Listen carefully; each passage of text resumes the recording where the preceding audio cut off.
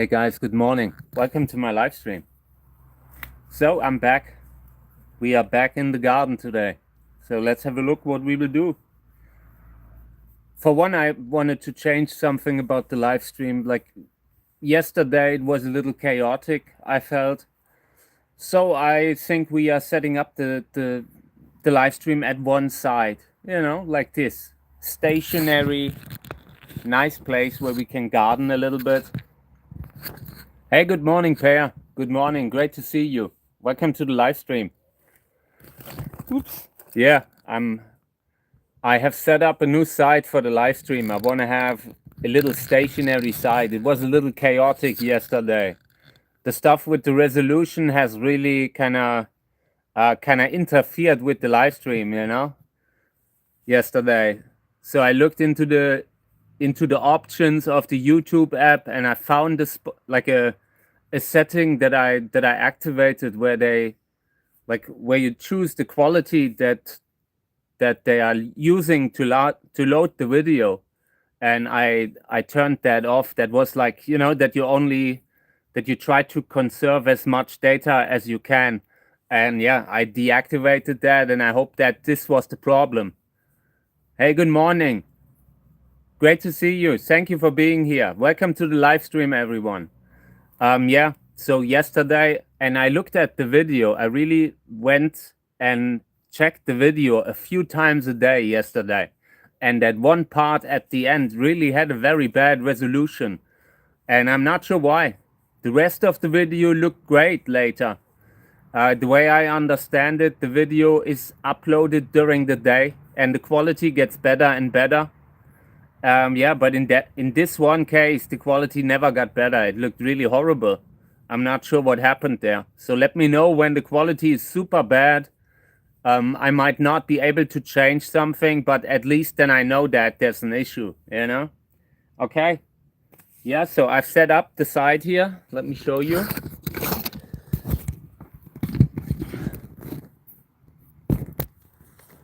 Yeah, I wanna have a little workplace here where I can keep the camera like stationary. So yeah, I've moved a few of the plants that I had behind me. Later we will remove this infection here, and this is a sunburn. And the problem with this would not have been a problem if it had been dry, but it happened below the grass. So the wound was constantly wet, and this led to an infection. So now we have to take this off here today. Yeah, that is something that I have planned. Then yeah, one report. I still have a little bit of the coconut fiber here, and this is a mix between coconut fiber and a certain type of soil that I have. I also brought sowing soil that we could use. I have a big pot here. Maybe we can pot something up. Yeah, and I'm always happy to take questions and that kind of thing. Sometime in the next days we are doing an inside live stream again, probably. I'm currently considering it because I want to do more of the seed packing. I still have a lot of seeds that I would love to pack. So this one here I wanted to move aside. This is flowering. This had a nice flower, really good one. And now the fruit that is growing, I really have hope that this could be a good hybrid in regards to the color. Yeah, gives me hope that it's actually growing a fruit. I also have fertilized, and I have filled up the fertilizer attachment, so we can do that later. But yeah, I want to set up the camera a little bit, like stationary here, and then we are reporting something. I have a lot of plants that I would love to report. Let me show you. For one, this here, they could be great. I see greatness in the body, but the soil that I used here is so fast draining that it's just too much for the plants. You can really see that they are not keeping enough humidity. They might have other issues. We will have to check the roots to see if the roots are healthy. Yeah, but this is something that I want to see in coconut fiber. I'm sure they will look great in it.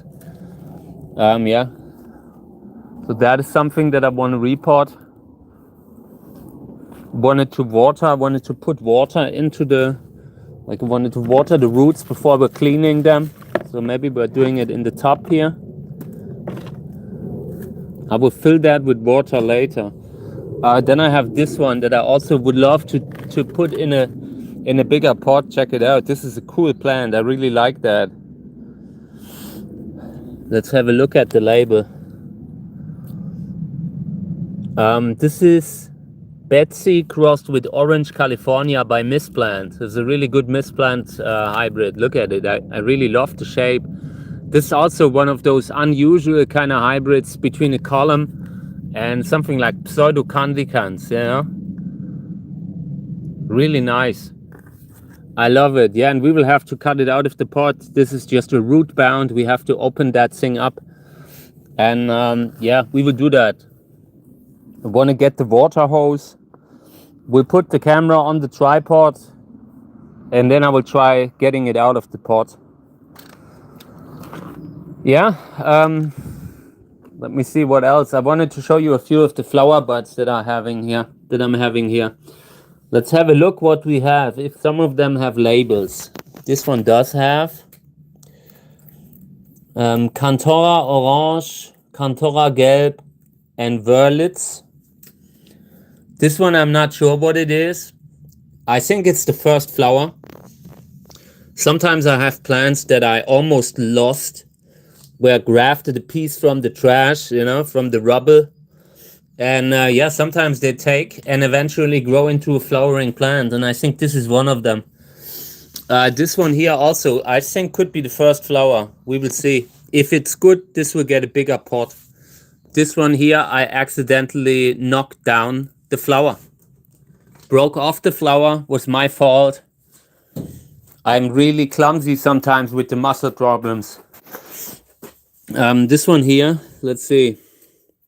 Wörlitz Cantora yellow. Yeah, and this is a Gräser hybrid. Aporocandican, something like that. First flower, I believe. I wanted to show you something. I've filmed this plant here. Give me a second. I'm not feeling so well. I'm just having problems with the I stood up too fast. Give me a second, okay? Yeah, I stood up too fast. I wanted to compare these. I wanted to show you this here. This one here is Bertramiana, I think. Herzogiana. This is Herzogiana. Grown from seeds. And I just find that the similarities here, this could be something similar. I've had this plant for a while. It's not Chicken-Dancy, it's not Spachianus. It's a really unique kind of plant, and even the offspring looks weird. Like the offspring has these unique spines that, let me see if I find it. It makes the offspring look totally interesting. Has a very dominant spination, but I'm not finding it right now. I will try to find it for one of the next live streams, but I really like how these look. This is the kind of plant where I feel like maybe we can use it for hybrid breeding. Poco, I really like Thaiensis as a species, and I would love to use them a little bit more for hybrid breeding. This one I want to report. This is Quadratium bonatus. Echinopsis quadratium bonata. At least I believe it is. This is one from Succeed, and they didn't add any kind of definite species information. It looks a little bit like Quadratium bonata. Yeah, and I like the body. And I think this could be the last plant that I have. So yeah, I believe it needs to be overwintered, relatively warm. Like in last time I had issues with these Bolivian species that I think they need a little warmer over winter. And yeah, this year I'm thinking about bringing it inside over winter, but I haven't fully decided yet. And now I want to repot it, and I'm thinking about what soil to use. If I overwinter it in the greenhouses, the mineral medium like pumice would be the best choice. But yeah, I would love to use coconut fiber, you know. We could also use classic sowing soil. Sowing soil would also be good. You could definitely, like, it would be a safer choice than, let's say, coconut fiber. Coconut fiber can work. Like, I suspect it would actually work, but I don't know for sure. And if it's the last plant that I have, then I wouldn't want to waste it, you know. Generally, I feel like these kind of species might are more stone loving, mineral loving. Yeah. But I'm not sure what to pot it in. Really want to keep that plant. Sometimes you have a plant, you know you only have one shot, and I hate that. So, okay, I will get the water attachment so we can water that thing before we're cutting it out of the pot, okay? I'll be back. I'll put the smartphone on the electricity. Like someone mentioned yesterday that it might improve the quality. Maybe it does. So I'm sticking it in.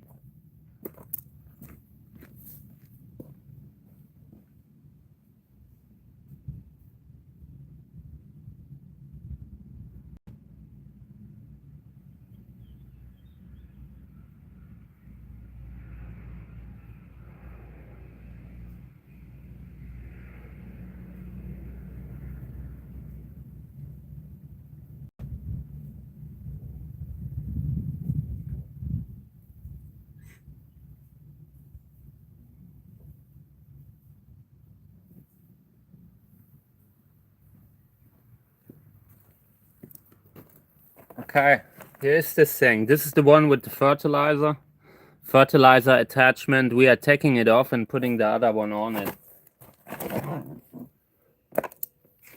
So, okay, let me clean up. This is still a set where I'm moving stuff around. This is the first day that I'm filming here. We will see how it goes.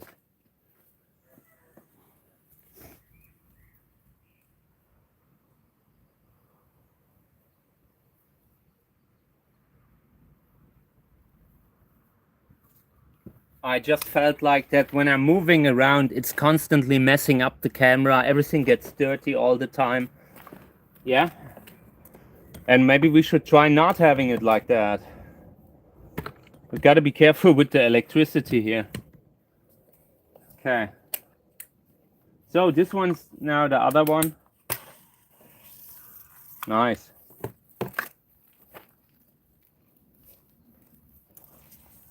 Just want to put enough water into the soil. For one, it will help us to clean up. And also the soil will not be so dusty. You won't pick up so much of the dust from the minerals that might be in there. Okay, I'm getting the tree cutter now. If I find it.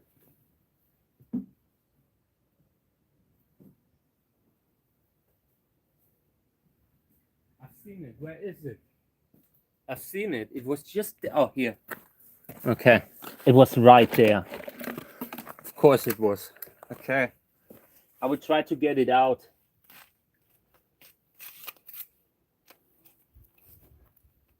Just trying to pierce the outer shell without causing too many injuries on the grafting stock.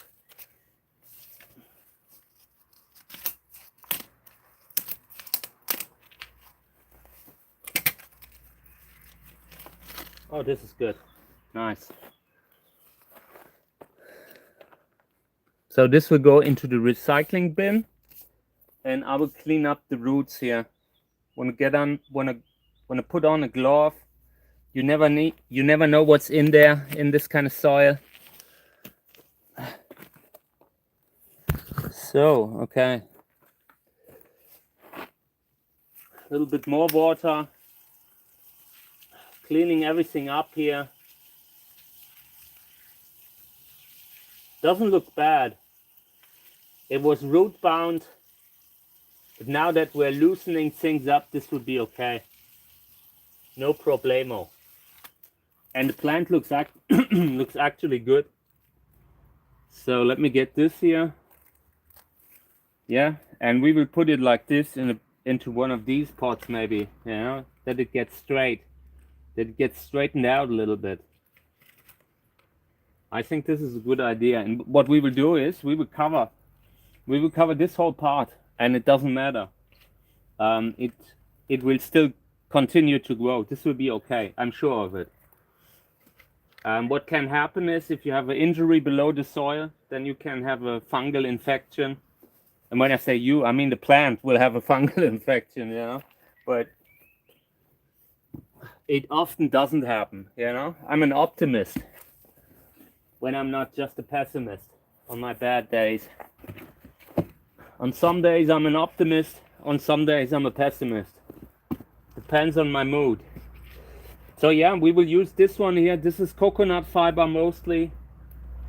We could also mix it up with sowing soil, by the way. I have sowing soil here too. But I think we are using this here up, and then we're using the sowing soil so we can compare it. So we can kind of check which soil was the best. I like that kind of stuff, where you can say, hey, look at this. I had so great results in this and that medium. Something fell down.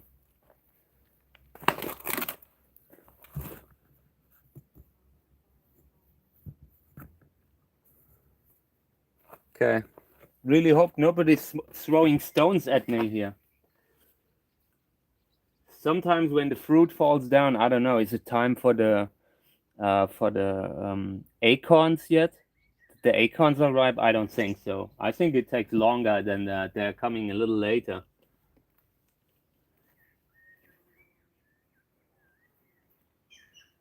Yeah, was the bird probably. So yeah, we will cover that thing. And like I said, this is a seedling from a hybrid cross by Misplant between Betsy and Orange, California. And this is a totally unique kind of a hybrid. And that's what I like about that, you know? You have a body there that's pretty original.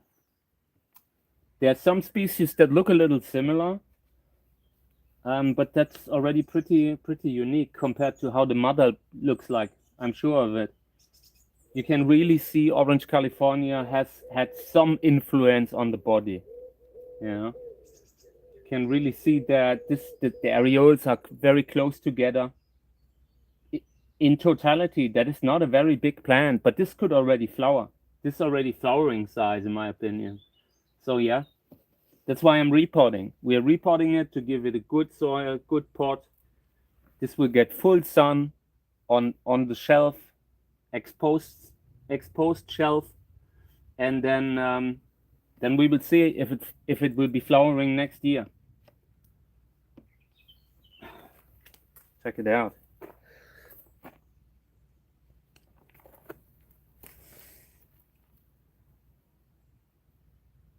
Really interesting.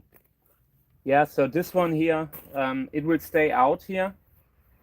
I will put it in full sun, and in winter I really want to have it on a good sunny shelf. This will not get in the shade.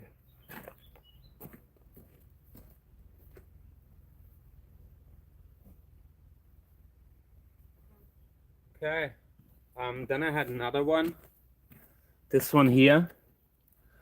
I really think the seedlings look interesting. They have this kind of reddish spine color that I really like. But the soil is so mineral, so fast draining, that they look like they didn't get enough. I would have to be watering these very often, and you can do it, you know, it's not like that. This is actually a decent soil. If you look at it, this has pumice in it, has lava in it, has expanded clay. Yeah, but it's still a very fast draining medium. Even the weeds had problem in this medium.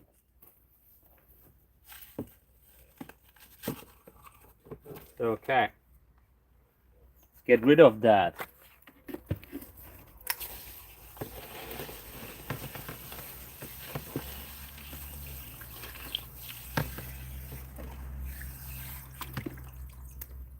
Nice. Okay. Taking one of those too. I want to use up this medium, and I think after this one we have used it up. This is going to be it. And then we're changing to sowing soil, just classic sowing soil.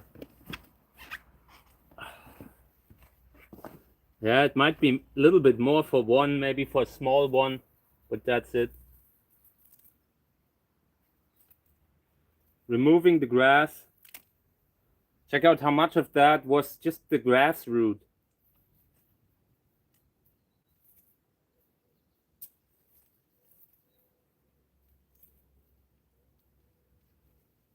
These are the kind of plants, when you have them in a super fast draining medium, they sometimes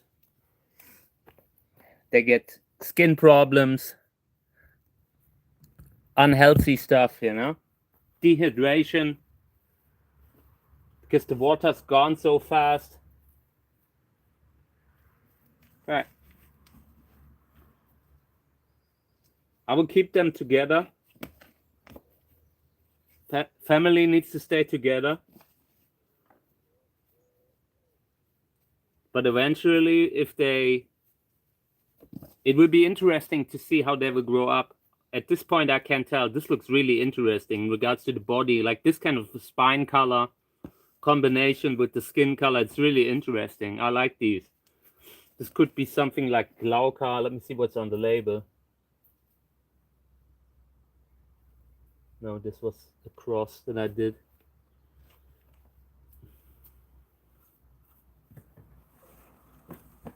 Maybe I can find a label in there. This could be something like chalenses, because I had a few chalenses as seedlings, and these look like they might be it. The reddish spine color would fit, so yeah. My opinion, they will probably turn out as chalenses later on. Have that darkish, reddish kind of spine color. You don't see that so often. Okay. Hey, good morning, everyone. Welcome to the live stream. So I will get rid of the bucket here with the pumice. Give me a second.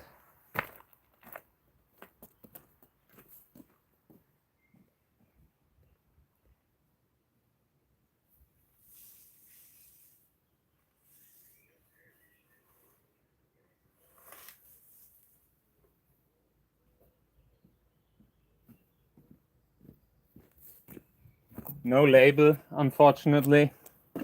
But I believe they were chalenses. Chalenses something. Chalenses hybrids or something like that. Okay. So,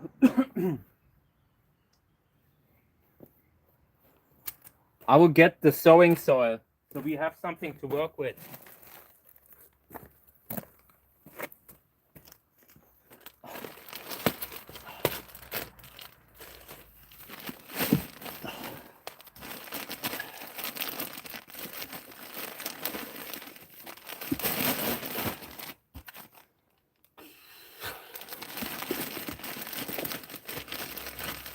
Okay.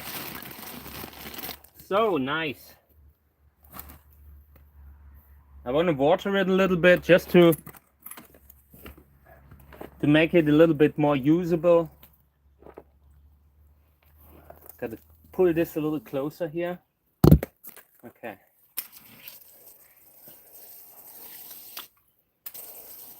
Good.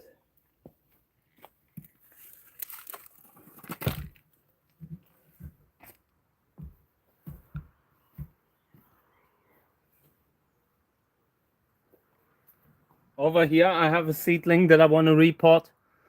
This is a hybrid called Orion. Didn't look so good recently, so I want to put it in its own soil. I would love to use coconut fiber, but I'm out now.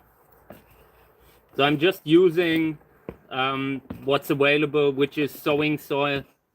This was actually intended to sow out in winter.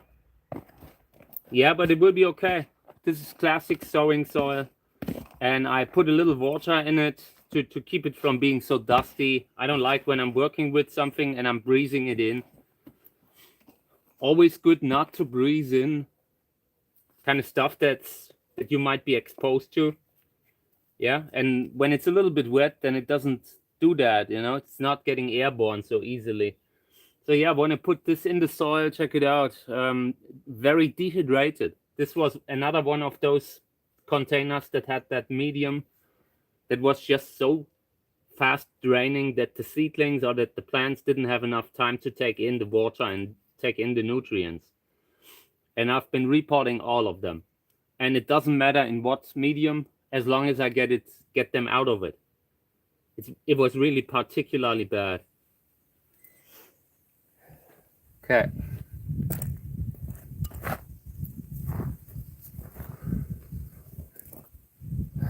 Yeah, and later we will fertilize a little. Looking forward to that. So this one here is a choreo cactus. I'm not sure what we are doing with it, but I think I will repot it simply because it has a nice flower. They can be beautiful. It's not the kind of plant that I'm working with so much because it's like the flower is not really so big. Go away, come on, go away. Yeah, we will repot that sometime soon in the next days. This one also will also be repotted. Let's do this one. This is a Scopolycola hybrid TPM.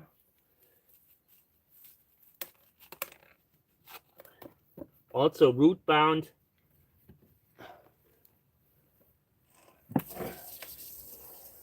Okay. Breaking up the rootstock. Cleaning everything off. I want to have the minerals out of the roots. This is just too used up. Might have the bad kind of pH level, or might have any other problems that I don't want to have in the new medium. Getting rid of as much as I can. So this looks much better now. I'm sure the plant will look great when it's in a big pot. Where are the pots? Have we already used them all up? That would be bad. Here is one. I hope we haven't already used up all the pots. I can't believe that. That would be bad. Ooh, that would be bad. If that is the case, then I'm using too many pots.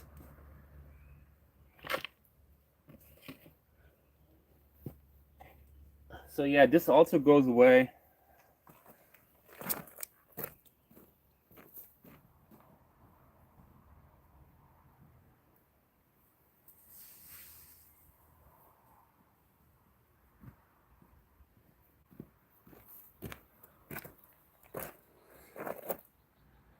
Hey, good morning. Welcome to the live stream. Yeah, everything is busy here too, but great to see you. Glad you made it. I'm repotting cacti. Later we are gardening a little bit. I'm not sure what we will do, but I'm sure we find something good. So welcome to the live stream. I'm potting up a few hybrids here, so I can get them to flower maybe. That would be great. Yeah, and in the past, I gotta sort out a lot now. Like in the next couple of months, we have to sort out so much. And I hate it because we have so many interesting plants that we should see out. But you can't keep them all. So that's where I'm at right now. Walking around, trying to pick the ones that really need to be propagated, where you really need to do something. Yeah.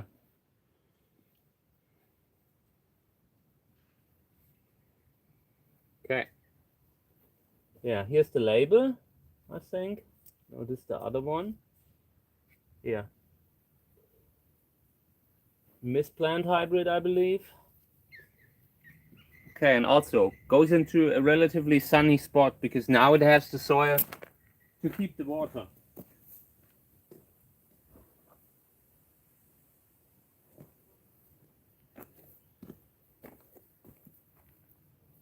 Okay, good.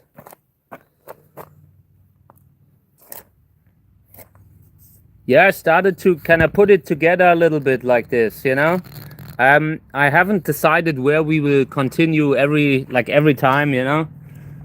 Yesterday it was a little chaotic. I was walking around and somehow the connection got worse and better and worse. So I felt like maybe we should stay at one spot. So for now, this is looking good. I hope the resolution is good. The pruning of that thing happened so spontaneously that it surprised me myself. You know, I was just walking, I was going out in the morning and I found the hook that I wanted to use to hold it up. And then I felt like, you know what, we're just trying it out. And it was a little spontaneous, a little too spontaneous, but that is how I am, you know. I'm not having that kind of a. You should normally, I should have reconsidered, you know, but yeah, sometimes it's good when you're not playing it safe.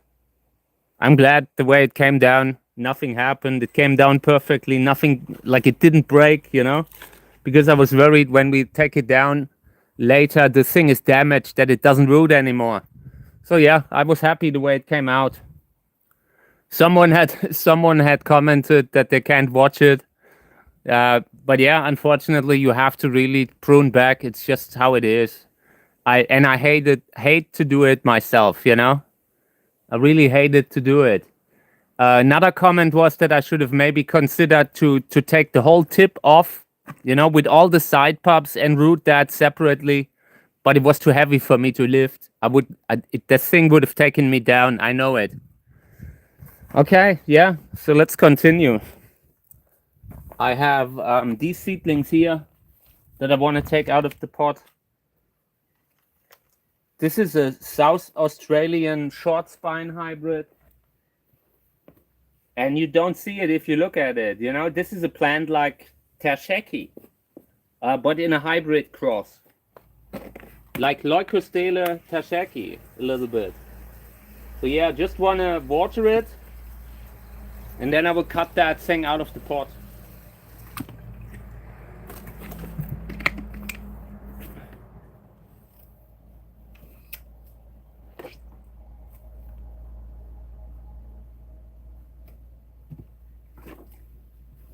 Always got to make sure that there's nothing that's alive in the water, you know, like when you're repotting, something can live there. So I'm always careful with that. And I always try to nick it on the outside a little bit, like horizontally, and then I'm doing it like this. Then I just hope it will fall apart. You are tearing me apart, Lisa. Okay, let's water it again a little bit.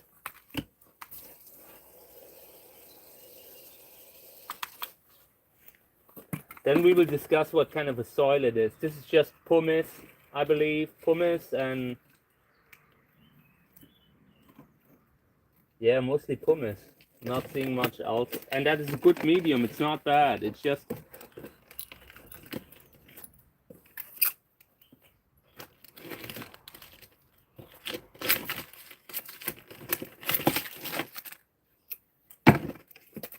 there would have been a way to preserve the roots at the bottom, but I failed. I failed at it. I just lost it. So yeah, let's clean these up a little bit.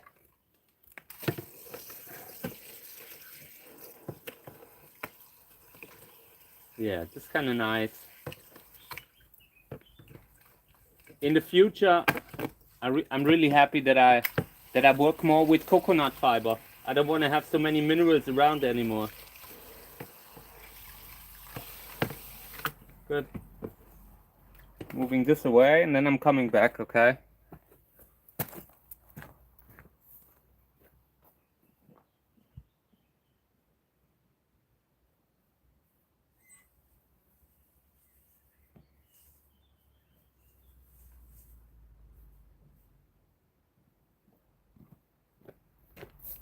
Okay. So let's have a look what kind of a pot we are using here. I have to have more. That can't be. I can't have used them all up.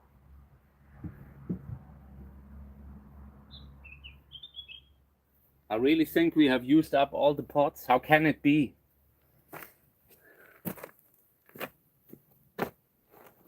It's obscene. We are using too many pots.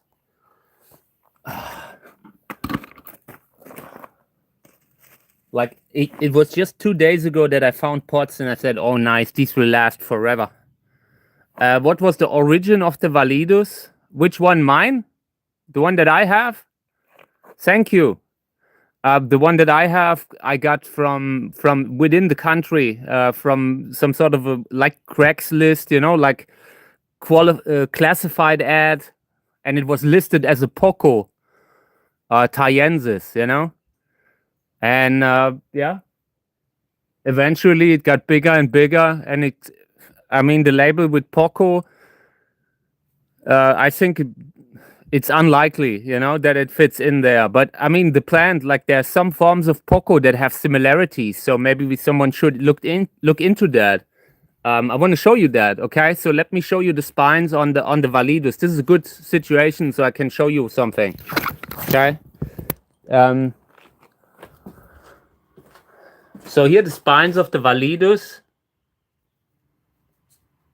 and then I have one that belongs to Poco, and I think it's Bertramianus, Trichoceros bertramianus, and that one has a similar kind of spination. Check this out. See? And this is a plant from the neighborhood of Thaiensis, maybe subspecies, yeah, Bertramianus. Subspecies of Thaiensis maybe, and yeah, they are definitely similar, you know? Who knows?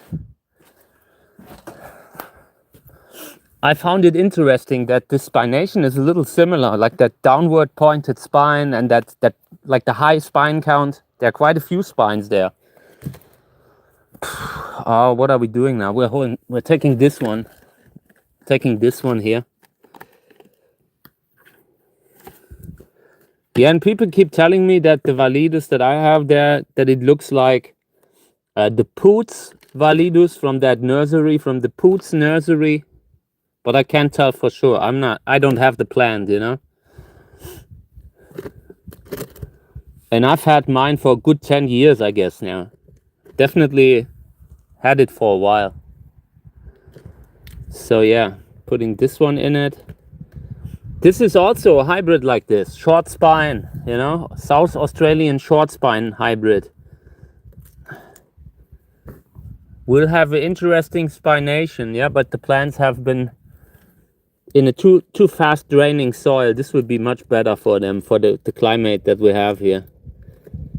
Just got to be careful when it's raining too much. Well, I think we will... Ow, ow, ow, ow.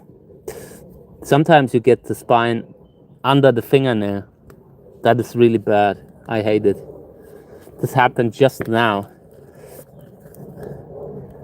So yeah, trying to somehow get them into this pot a little bit so they can grow into it over the summer. Yeah, and by the end of the season, hopefully they are so healthy that they make it through the winter. Who knows, they could have really nice flowers. Like the flowers of this particular complex, like where this is from, they are pretty good. They have a nice, beautiful green throat. Are a little bit bigger than Tersheki, classic Tersheki. I like them. I like them for breeding, for having an interesting shape of a flower. I'm having issues with the heat. It's getting really hot soon. Lift this one up. Yeah, this is also one that I reported. In this case with Scopulicola, something like that. I really like these South Australian short spine hybrids. They have potential. They really have potential. Okay, so this goes into the recycling bin. All the plastic that that is staying over. I really need to you need to remind yourself all the time to collect all that stuff. You know, when you have something that you've used and it's no longer useful, no longer usable, in the trash, in the recycling. There's so much stuff with the plastic, you know, with the pots and all. They break so easily. I feel like the pots break a lot easier than just 5 or 10 years ago. Okay, good. So what else? Yeah, this one. I really wanted to have a look at this one. Let me see. Yeah, also something like that. Let me see the label. No label, I think. But this is a Validus hybrid. This is Validus scopolicola, I think. Yeah, and I want to get it out of the pot. So we'll put the camera on the stationary again, and then I'm cutting it out. So this is kind of nice. So yesterday I was watching World Cup and I was completely losing it. Like, I was watching the World Cup, and just a few minutes before the end, like, Egypt had been leading 2-0, and then they gave it away within 10 minutes or so. I couldn't believe what I was seeing yesterday. I don't watch a lot of football these days. I couldn't believe it. But yeah, what a crazy tournament, right? So yeah, let's water this thing a little bit. Always good when there's no dust. I really like it. Keeps the workplace clean and the lungs.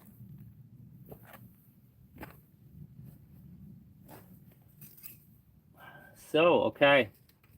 Yeah, trying to nicking it from the outside on the side here. Okay. Here too. The other side. Then like this.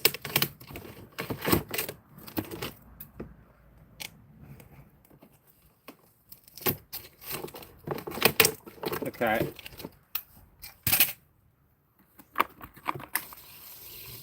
Good. I think we can get it out here.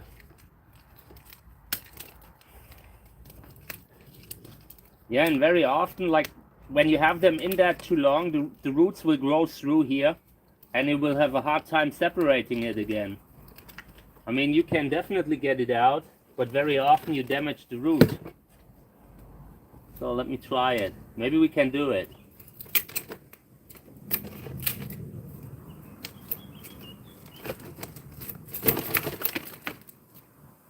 Nope, I just don't have the nerves for that.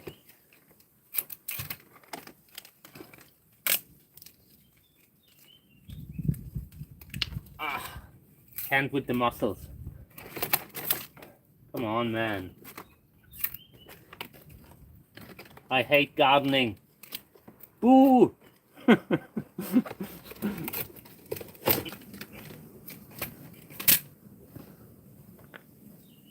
So let's clean it off. And this is the kind of soil that I use for rooting. This was a little piece that I rooted. So I'm glad that we're getting rid of the soil.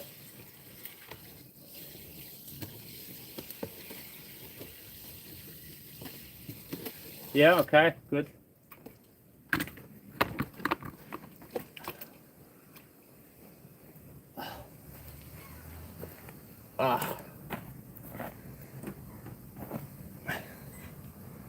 So, good.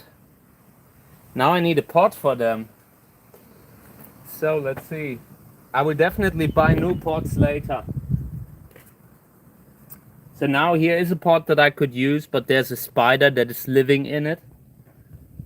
And I just respect that. I wouldn't like it if someone came around and made me homeless. So I'm not doing it to others either. Yeah, I'm not sure. We will see. I will try to find a pot.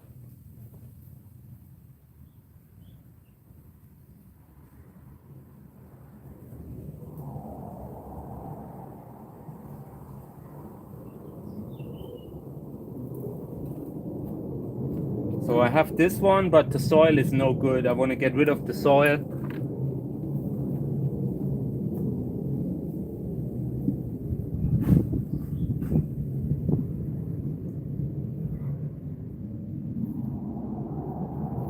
Okay.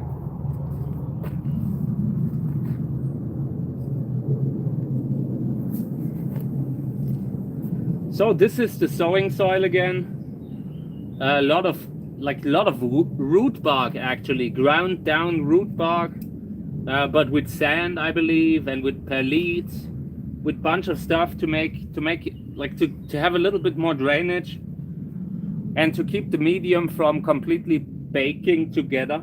Yeah, and I like that. It's a good kind of medium.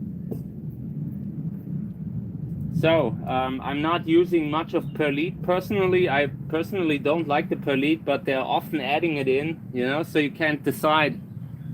Sometimes when you get a certain brand locally and you don't have no other one, then you're stuck with the perlite even if you don't want it. And I'm not a fan of perlite because it goes away so fast. You know, you're basically spreading it through the garden too easily, especially when you're gardening like I do.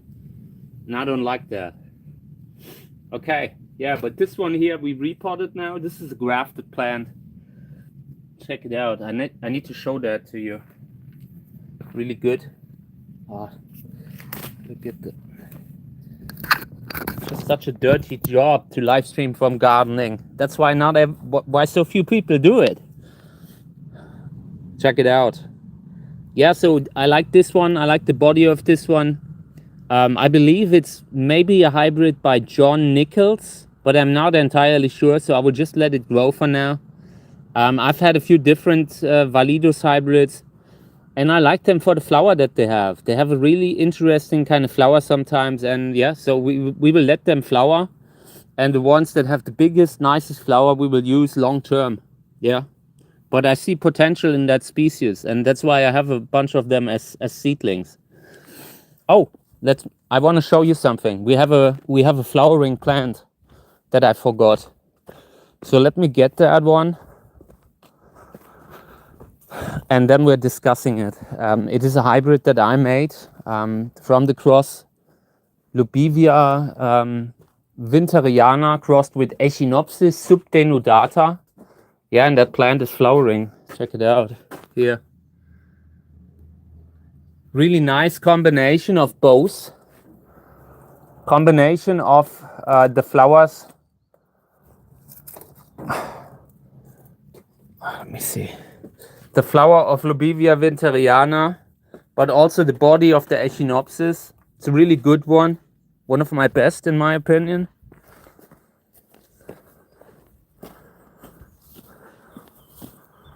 Let's carry that thing in the shade. In the shade, it will really glow. It's a really cool kind of color. It's basically a combination of both. You have the trait of both parents here. You have the color, the flower color of Lubivia winteriana. Yeah, and the body of Echinopsis subdenudata. That's really nice. Thank you. I really like it. Hey TJ, welcome to the live stream. Thank you. It had helped one comment it held back, but thank you very much. This is really good. I really like it. I would love to screenshot it now. This is the kind of stuff that I would really love to screenshot now. And when I'm doing the live stream, that's what I can do. Like instead of filming a video. But yeah, this one didn't make it here. We lost one over winter. Gotta clean this up. Unfortunately. But the others came out okay. This one here is a little sunburn maybe, yeah, but okay. I'm happy that this one made it because this flower is really good. This is really a good flower. Compared to the sister, I have a sister plant of this that I think the flower is even worse than this. This might be the best flower from the whole lot. I think one of them was white. And yeah, another one had a mix, like a reddish, pinkish kind of color. This is really the best, where you have the white throat, the circle in the middle. It's completely overloading the camera even. So yeah, this is good. This is a good hybrid, and I should think about propagating it, you know. But it's really difficult to propagate something like this. Normally, I would let it grow until it's bigger and hope that it pops. This could already be a pop from this one, actually, and that would be good. Because in regards to the flower, this is what I want from this cross. This is exactly the kind of flower that I would have wanted. So yeah, we will use that for more crosses. Want to pollinate something like Amun-Re with this. Amun-Re or Saveln. I want to get this kind of a pattern into the columnar plant. Yeah, and with the Echinopsis, this could work. You know, you have an Echinopsis subdenudata hybrid here. And when I'm pollinating a columnar cactus with this pollen, it's a little bit more likely to succeed compared to when I'm pollinating with Lobivia winteriana. But this has the flower of it, you know, like it's a genetic bridge that allows you to get the flower color of Lobivia winteriana into the columnar cactus. Yeah, and that's good. So here we have a few that are opening up sometime soon. This one is opening, and we could pollinate this one here with the Echinopsis that were just set in front. This is Teleflora, a hybrid with Sorensia telegona. And the flower will be relatively long. Longish kind of flower.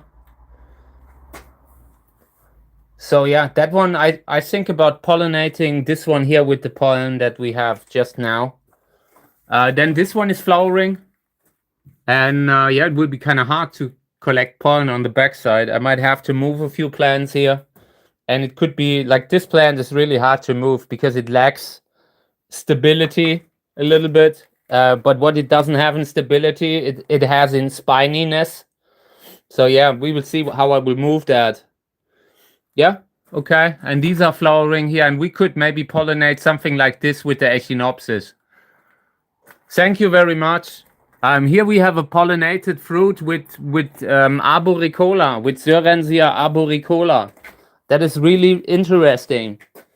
Here we have Gräser hybrids, Wörlitz Gräser hybrids that are flowering again. There will be a lot of flower buds very soon. I fertilized the pumpkin, and check this out. Check out how many bees are in one flower. I mean, it's not a plant that produces insane amounts of pollen, but they really seem to love it. Hey, Andrea, welcome to the live stream. Thank you for being here. Also, everyone else, thank you for being here.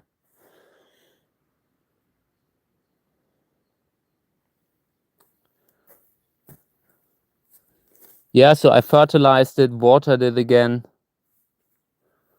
We will see. This is a pretty big container here. This comes out. I don't know if it even has a chance, but I will put it here on the soil in case it survives. Yeah, I wanted to have a look at the pumpkin because this is going to be difficult. The thing is in the middle of the path then, starting to form here.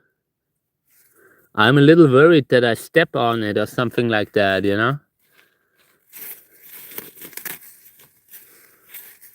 Yeah, but this is good. We are having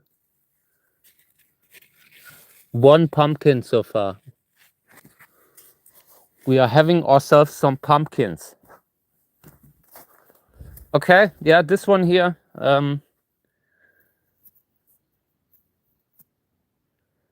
Yeah, it's crazy how much fertilizer they need, you know? I've been fertilizing it like every week, I guess. I think once a week I'm fertilizing them. And yeah, they are still hungry. I'm always giving relatively low dosages, you know, when most of the fertilizer is already gone. But yeah, still, they are really, really hungry. Oh, I wanted to have this one here. Let me see. Oh no, I can't take it out without destroying this guy's big net. I don't want to do that. This is a hybrid by Andreas Wessner called Pluto. I wanted to sort it out last year, but then I decided to keep it because it's really interesting if you want to cross a short spine body into the next generation of seedlings. Can be very useful to have a certain body type in your hybrid. So I kept it for that. Yeah. Good. By the way, here's the thing that we cut back recently. I've tried to protect it in the shade. What sort of pumpkin is it? I'm not sure. I'm not sure what it is. What was it? I have definitely discussed about that. I've definitely talked about that in the video when we have planted it in the live stream. But I need to look it up. When we have been sowing it out, there was a cultivar name. I just don't recall which one. I will look it up. I still have the wrapper from the seed pack. Okay, yeah. So let's continue to repot maybe a little bit. Or we could fertilize. Yeah. I don't know. Let me see. There's so many that need to be repotted. So this I wanted to show you. This is the big failure. Unfortunately, the radishes are no longer radishing around. They had a really bad day. And this happened when it was so dry. They basically dried up. And then I put them in humidity and they didn't recover. They just started to rot because they had already taken too much damage. So yeah, now I have this little thing here. This is the one radish. So it's no longer radishes. There's only one radish. And that's it. So this is definitely failed, I guess. Yeah, and this one comes into the sun. Like I said, I would love to see the flower here. But I need to put it down. I have issues with the muscles again today. Should actually take the sunlight, but I'm looking at it very critically, like every few hours. If they look like they are burning, if they look like they are getting a sunburn, then I have to move them. For now, this is okay, because the medium's pretty water retaining. But if the light is getting too strong, I'm not sure how hot it will be, you know? Like there's a limit for everything. I'm not sure what that is. Is that the same as radishes, or what do you mean? But yeah, in this case here, these are not buttering anymore. These have buttered. The buttering is over, you know. They have done it. Maybe I can save this one, but I think they will not recover.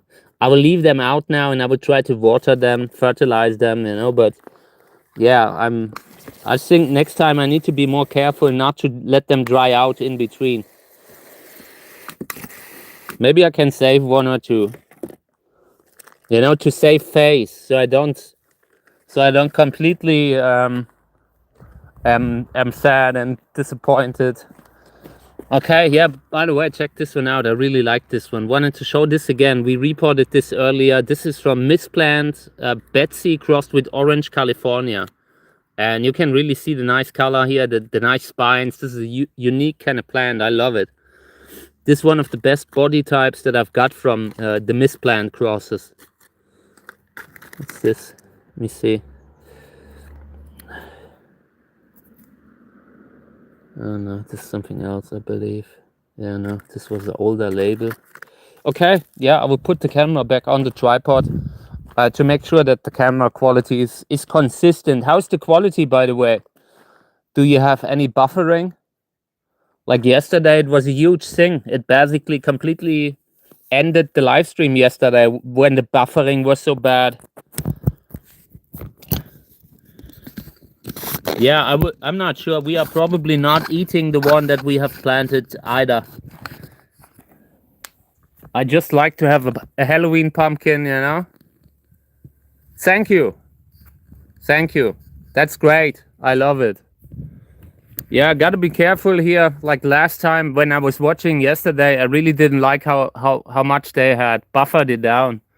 But then it looked okay before that. I think it was maybe a technical glitch. So here's a hybrid cross with that Australian like Shep pink hybrid. And yeah, that is, look at it.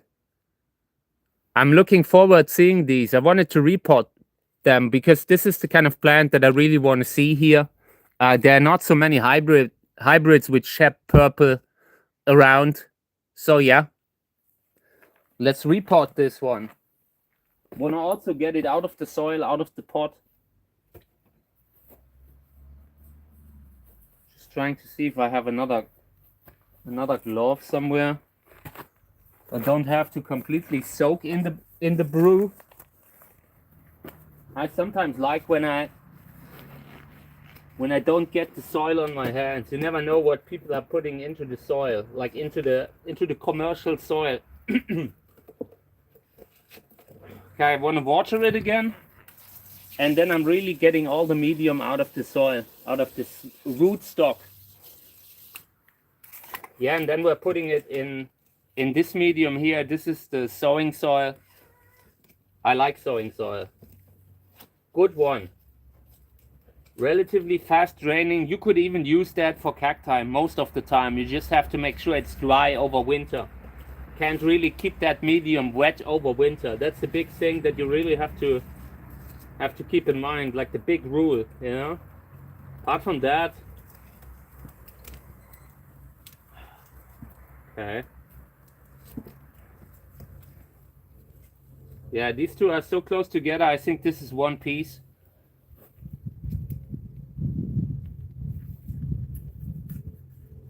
Definitely running out of spots, out of pots. I think I'm potting them separately for now.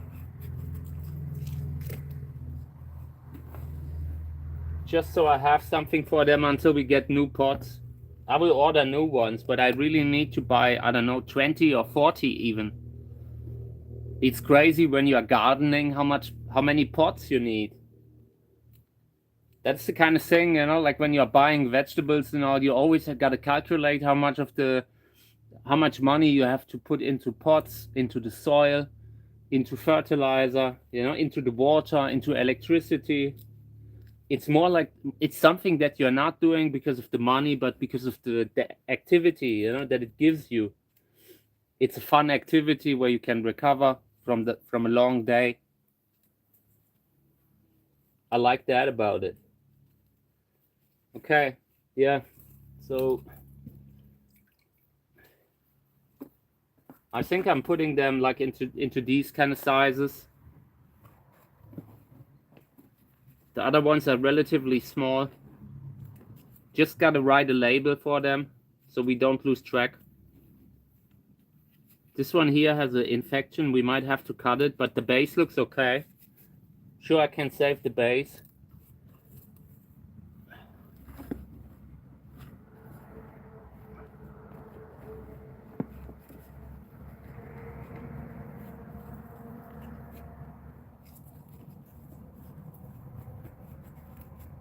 Most of the plants that we are repotting will be having a great time afterwards. This is the first time that they have so much space available now. And yeah, usually they will bounce back very fast.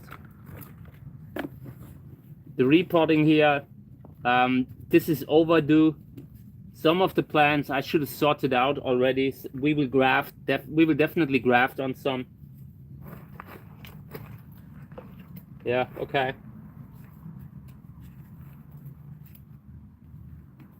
Yeah, I think I will put this one here into the other one.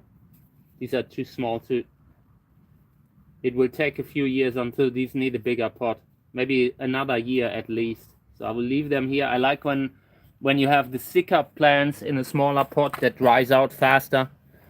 That can make a lot of sense. No worries, Andrea. Thank you. Thank you.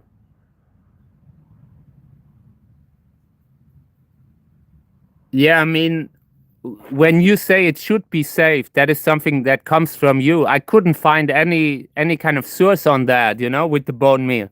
I couldn't find anything that said it's safe. That is the issue. Not even the manufacturer was willing to get back to me asking if it's safe. And I felt that a little bit weird, you know. Usually, if I'm a manufacturer for soil, and someone asks if my product is safe, I usually get back to them and let them know it is. And the fact that they didn't kind of surprised me, you know. Yeah, and I looked around, I couldn't find any information that it's actually safe in regards to prions and what you can get on your land if you use it, you know, because I'm working pretty close to it. I'm reporting. Yeah, I'm sure it's a good medium, you know, like a good fertilizer, good organic fertilizer, but I don't want to use it. It's a personal decision that I made, and I don't want to use it. And I don't want to have it in the soil when they are kind of putting it in against my wish, you know. In this case, it was a high quality organic soil, and sometimes that is just in there, you know. And yeah, in this case it was, and that's why I'm now working more with coconut fiber instead of actual soil. I don't want to have bone meal on my land. They can figure that out elsewhere if it's safe or not. I mean, it could be safe, but I don't want to be on the receiving end, you know, because you can, like, if you look at how long it takes for prions to become less dangerous, it's a very long time. They're really hard to get rid of. You can't like when you're disinfecting, when you're putting something in an autoclave, you can't even autoclave prions away like easily. It takes a long time. Having something like that on your land sounds like a problem, you know. But again, I'm not sure if it's safe. It could be. I just don't want to find out.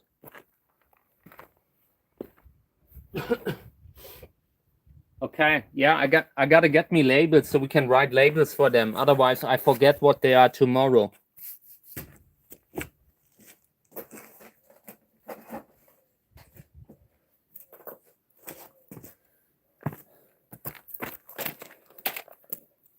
Like in the past, a lot of the old school people have used bone meal or blood meal. That is just something that's very common.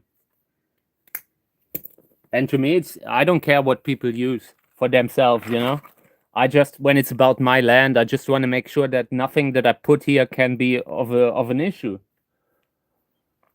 Sometimes, like in the last 5 or 10 years, there were a few cases, like in Germany, where there was like contaminations in the soil, and that soil contaminated the whole place.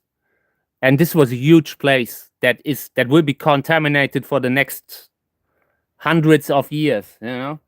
Since I've seen that, I've become a little bit more careful with what I put on my land, you know. With the coconut fiber, at least I know that it's relatively neutral when I work with my hands with it.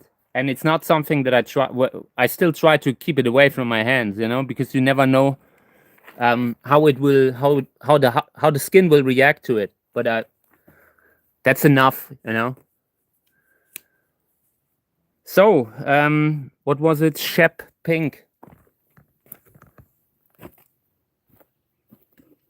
Let's see. So this is between Moses and Shep Pink. Moses, the name of the cultivar.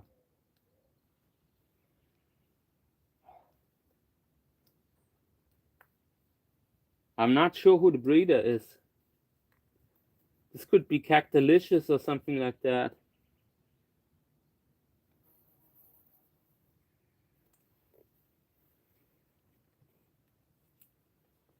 I need to get me new labels. It is too hard to write on these labels. These are also, they have some sort of a lamination. I think these are made actually for printers, you know. But they were selling them for writing on them, for labels for plants. And now when I write on it, you can write, but it doesn't stay on for long. Got to be really careful, because this could be that in 6 months you can't read them anymore.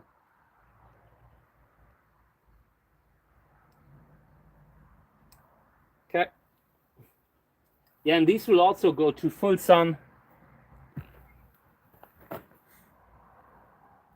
Interesting body type. Interesting body type. Really like them. So let's put it here on the side. Where's the third one that I had? I have, like, with these two small ones. Where did I put it again? I really need to be careful where I put my stuff. I don't know. It will show up. I'm sure it will show up. Oh, I wanted to show you something. We have a germination here. Here's a germination, and it's another passion fruit, passion flower. The passion flowers were the only ones that have come up with the germinations after we've been doing it inside. I'm a little bit disappointed in the viability of the other chili seeds that I was trying out. It's definitely possible that they have a very short germination time. We were sowing out in December, and everything came up.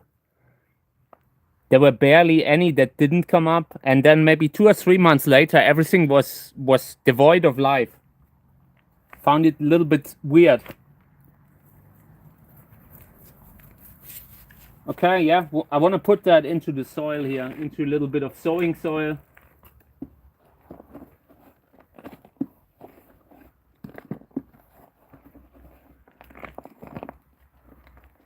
Something jumped into my glove. There's a little spider. I'm sorry, little spider.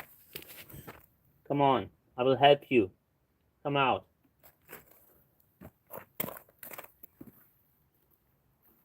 Always got to be careful with the living things that might be in there. This is coming straight from the bag, and it's still full of life. That's just how it is, you know. And I always try not to harm them. Good. So,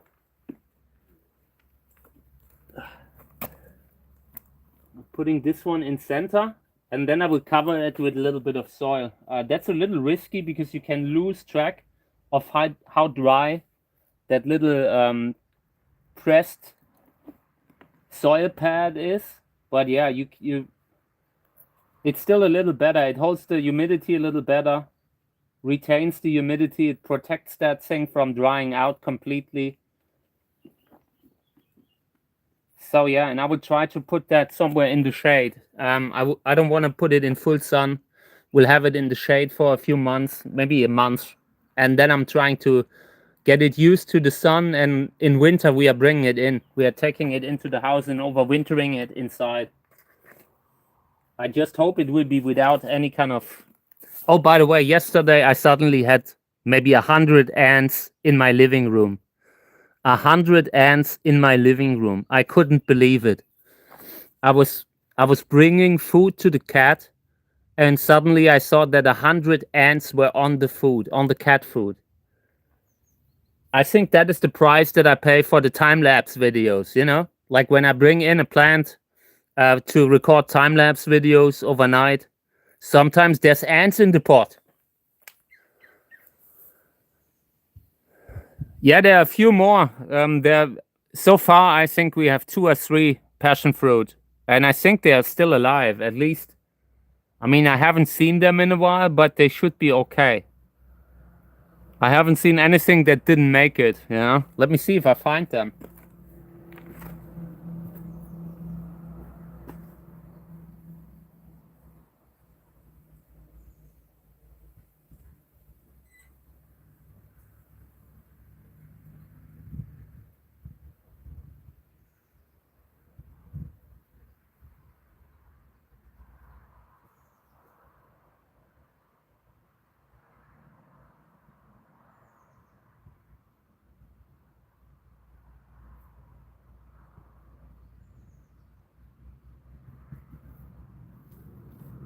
Yeah, I found them here. These are the ones that we have planted inside in the last weeks. In the last weeks of the sowing out season. This was among the last plants that I've planted. Yeah, and they are pretty okay. I mean, still really small, but they're growing. So, okay. This goes in the recycling bin.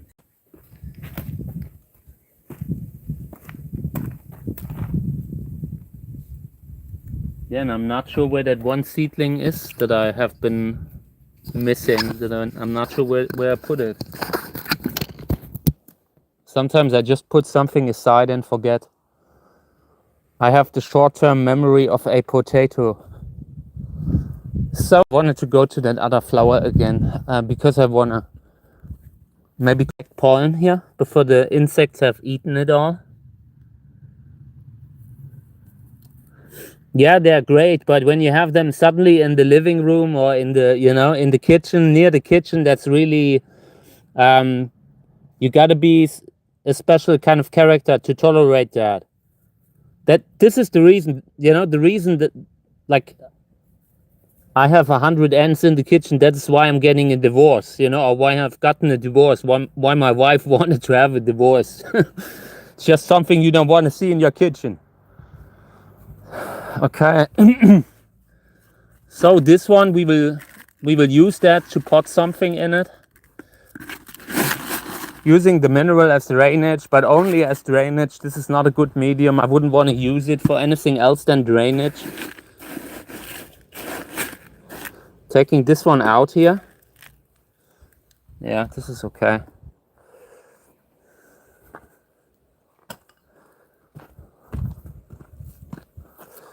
So this goes into the recycling bin. Good. Yeah. I want to continue to fill the area here with the gardening plants, with the plants from the gardening that we have. Will be interesting. I like it. Yeah, so here's for the fertilizer for later, by the way. I just have to put that thing back on, and then I can continue to fertilize. Yeah, I think the passion fruit is growing a little bit like a vine. So yeah, we will see how I can keep it up. I will probably get something like, I have these little wooden things where you can put a vine over it, you know, like a trellis, like a net just made out of wood. I would try something like that when they get a little bigger. I'm not even sure if we can get them through the winter the way I think we can do it. Oh yeah, okay. This is a plant that I want to repot sometime soon. This is the worst medium that I ever had, but we need to knock it out of the pot. We really need to knock it out of the pot because the roots come out of the bottom. Will be very hard to get that one out of the pot. Yeah. And in the next days we will do this. I want to put this plant in a really nice big fabric pot. I have one out that we could use for that. It's over here. This is this keeps it light. It's a nice, decent way to still be able to move plants back and forth and do the time-lapse videos, you know. Having them in these pots, this would be enough to keep them happy. There's a lot of soil in here that will take a day to dry up when I'm watering it. Yeah, so this is going to be for that bigger plant that I've just shown you. But we really have to knock it out of the soil. And I hate it. I hate that kind of super mineral soil that I used there at the time. It was basically just lava. And lava isn't a good mineral for cacti. You can add it as an add-on, like maybe 10, 15, 20% at the most. But I would never try it as pure medium, pure lava again. The plants that were using that medium all looked horrible. Pumice is so much better. Here you can see pumice. You know, the plants look nice. It's a really nice appearance. Good drainage. There's a little lava in there, but it's not the main medium. You know, because if there was just lava in there, the plant would look different.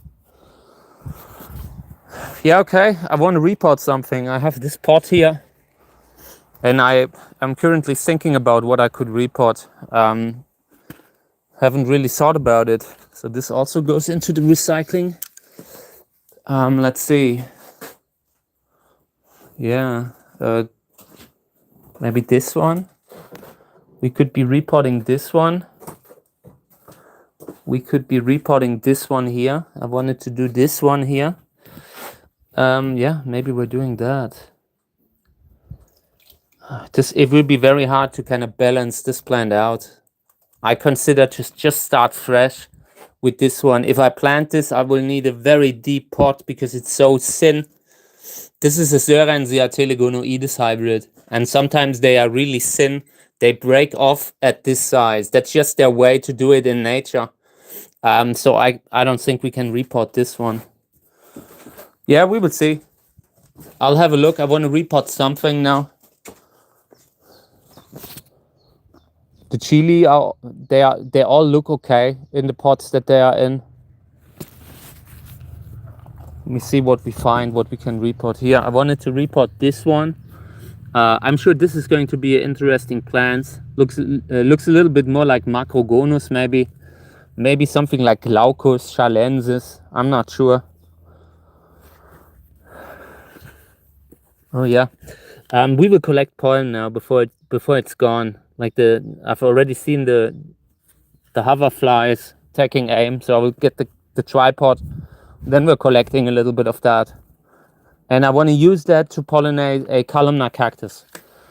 Columnar cactus can be pollinated with Echinopsis subdenudata. And in this case, you have a hybrid with Echinopsis subdenudata. It just is a hybrid with Lobivia winteriana.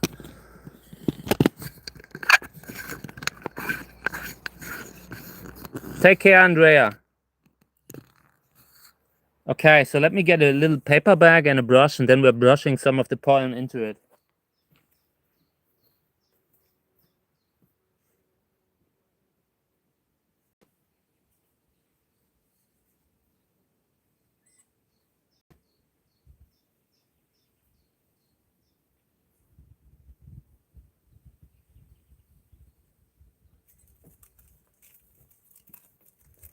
I'm sorry, hoverfly.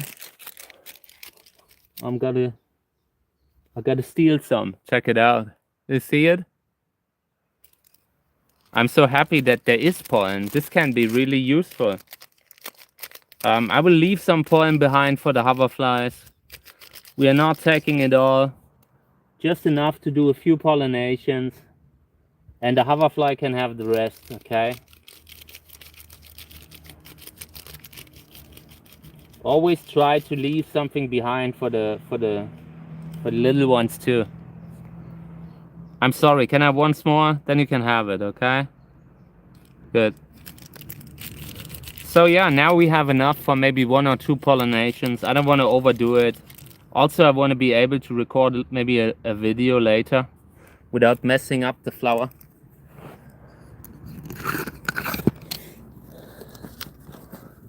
Take care, Andrea.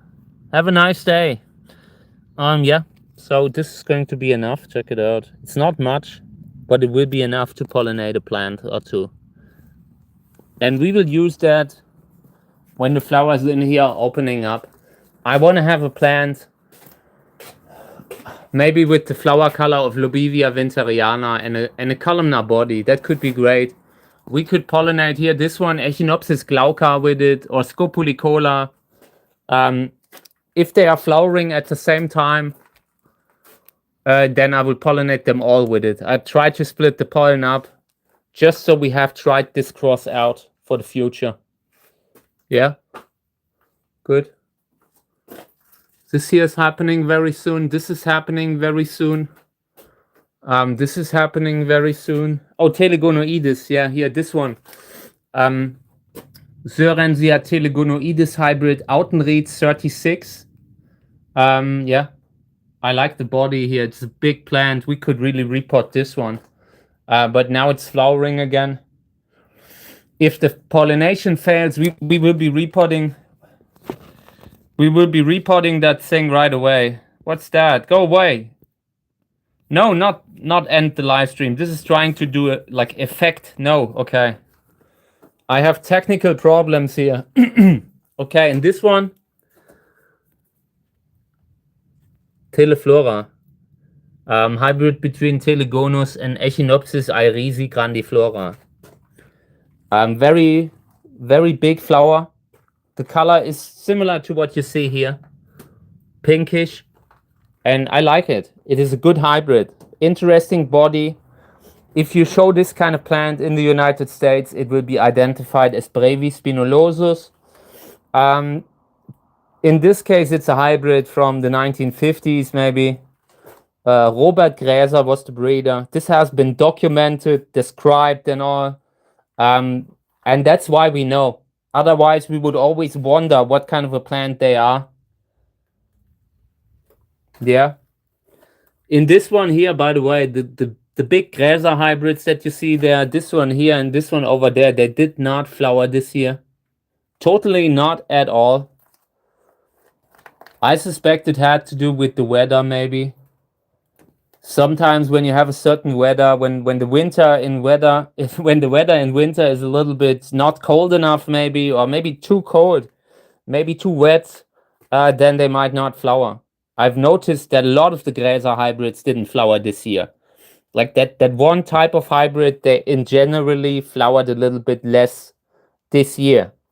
I don't have flowers on any one of them. This year I have flowers on multiple Deserticola that I haven't had for 5 years. That species that I've had in the greenhouse all the time has last flowered maybe 2018 or so, or maybe 2019. And this year, all the plants of that species have flowered again. Oh, look at this. There's this nice paper wasp that's hiding behind the cactus. These are the ones that are not so aggressive. I like them. Here's another plant of Echinopsis glauca. Just to show you how thin that is. Okay, yeah, this is it for now. This one here we need to pull forward, I guess. But I'm not sure how we will achieve that. Because I need to move these first, and these are really spiny.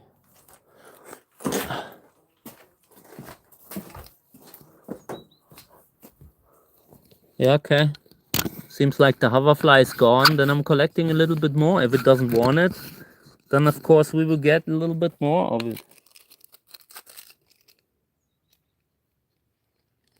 I gotta be careful with this petal here. I don't want to mess it up, and I already pressed it a little too much. It's a shame because the plant looked amazing in the live stream.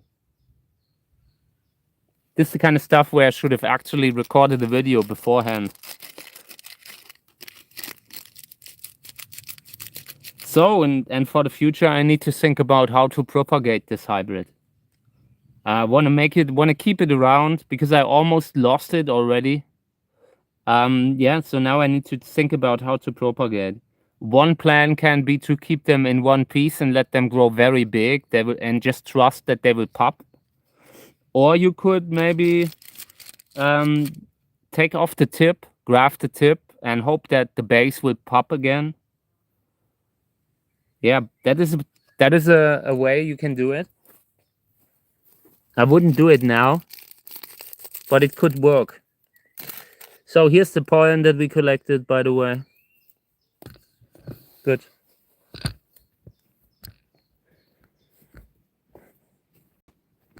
Now I just hope that the other plants will open up soon, that we can use it. That we can use it up. Okay. So, this will come into the fridge, or maybe even the freezer, so I can keep it at, keep the temperature down. The colder it is, the longer it stays viable. So this is Winteriana crossed with Subdenudata, and this will be a perfect father.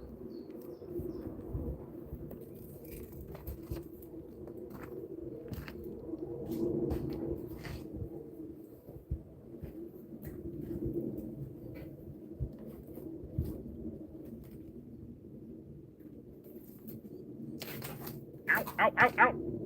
Oh no, I knocked something down again. Of course I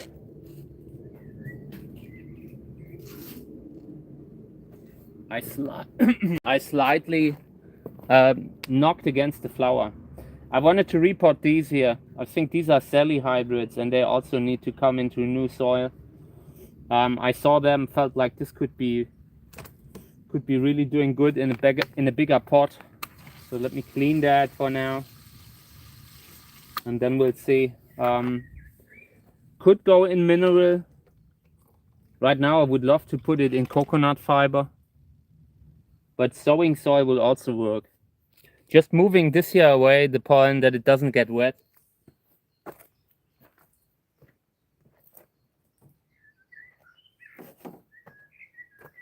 Okay.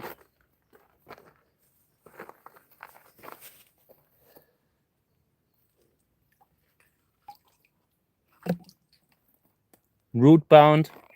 So I'm opening everything up here, getting rid of the soil, cleaning up the rootstock, removing everything that looks like it doesn't have life in it.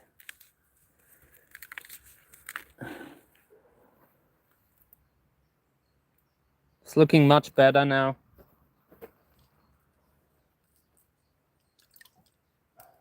Okay. So yeah, let's fill this with new soil and give it a new chance. Yeah, like I said, we could also use pumice for this. Pumice might be a good idea here. I like pumice, but on the other hand,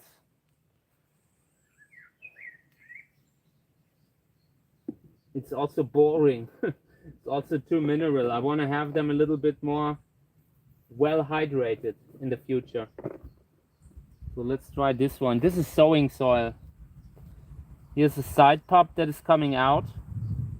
Also interesting that this thing is already popping at this small size.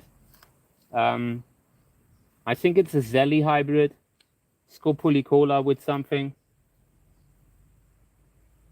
Yeah, Zelly 5 crossed with Zelly 20 F2. Zelly F2. That is actually interesting. Just from the parentage and all, you know. Thinking about it, I like it. So this one gets a separate pot too.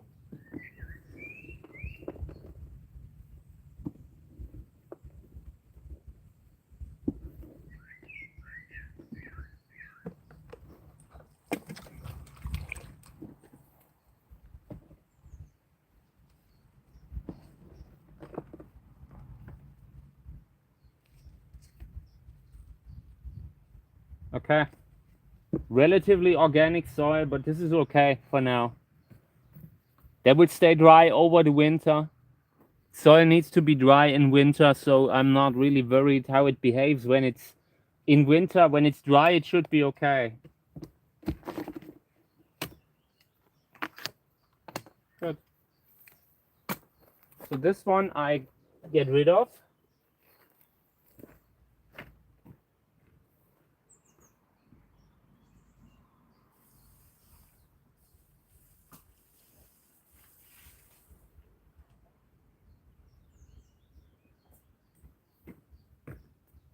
Okay. So maybe we could fertilize a little bit for the rest of the video.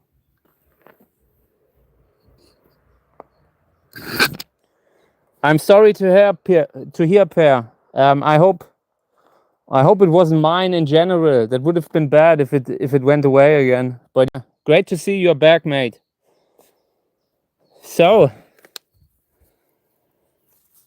let's put on the fertilizer attachment again. I think I did enough repotting for today. I'm out of pots, like of most of them. We could maybe pot something like this. Oh, I know what we could put in here.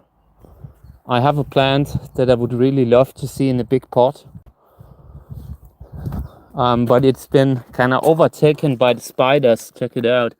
This one here, I want to really repot. I would love to give this a huge pot, and it's been in barely any medium.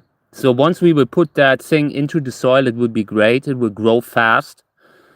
Yeah, but it's full of spiders. And this guy looks like he really likes his spider web. Not sure what we're doing here. Is it really important for these spiders? Like, is this integral in the stability of this big spider web here? I would really love to repot this. In the next time, I think we are getting this one out of the pot and putting it in one of the bigger ones. I want to see these flower. This one is, by the way, this is Giganteus. That was the name this was collected as. KK 1064, I think.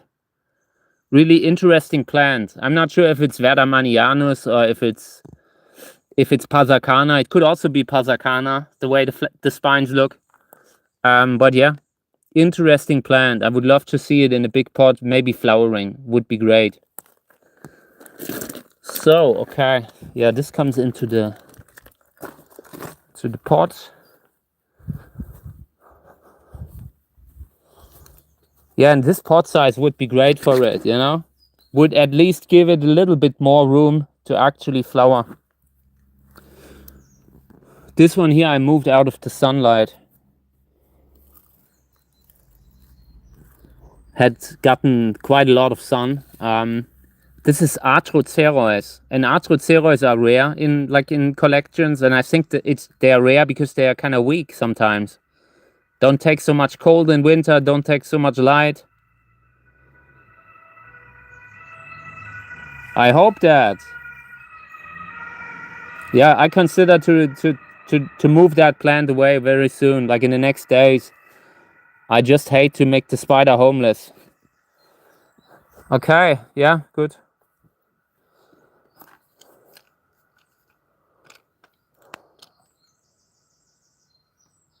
So I will put it on, I will get something to repot. We will repot one more plant, and then we'll see what we do.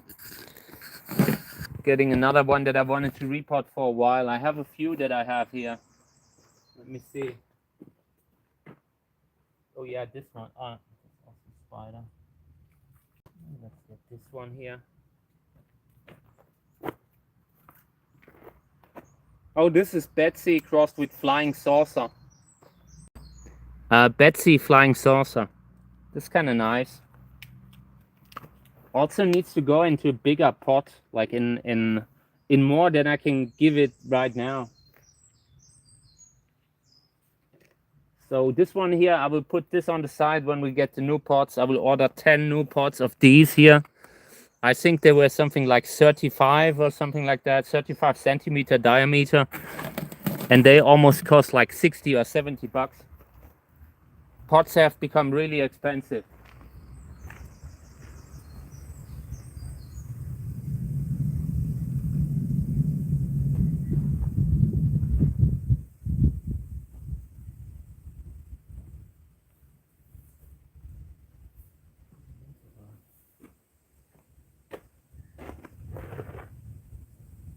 I'm looking at the Hildewintera plants. I want to repot a few Hildewintera plants into the hanging basket pots.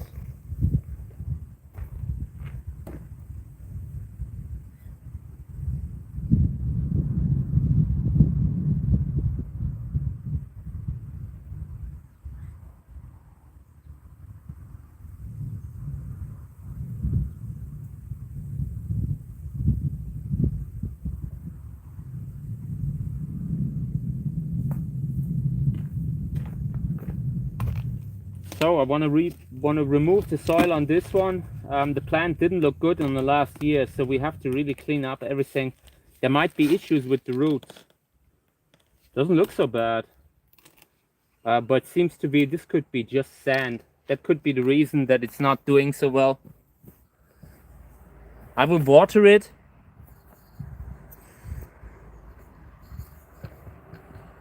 Yeah, the terracotta pots, they have become incredibly expensive. I bought quite a lot of them in a nursery, like when a nursery went out of business, and I bought them like in 2005. They were costing a fraction of what they cost today.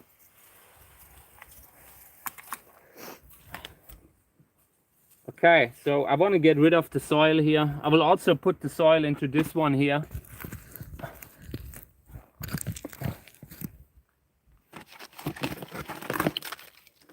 Cleaning everything up here, a little bit more water. Even the new pups that have come up look unhealthy. I really don't like this one. That is one that I wanted to repot for a while, and I always forget it. So now we are doing it. And this is also one of the plants that had been in that medium where everything was ill. Everything.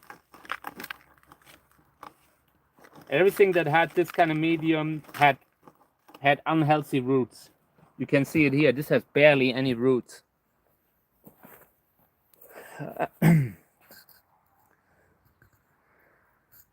I really like pottery. Personally, I like pottery. I would have, like for myself, I would have started to do a little bit of pottery here and there, but only the really crazy stuff that you don't get. Like, I wouldn't just do a normal pot, you know? I would do a totally crazy pot, like for cacti, you know, like these specialized pots that you sometimes see, like Andrew Toss is doing some stuff like that. And I really like that. I would do that too if I could. But I'm right now, you know, you would when you get into something, you would always have to invest a little bit, and I don't have that right now. Maybe in the future. In the future, I want to get me a little forge, and I want to get me like a little pottery thing. Ah, this is the one with the spider in it. There's a spider living in the pot. Okay.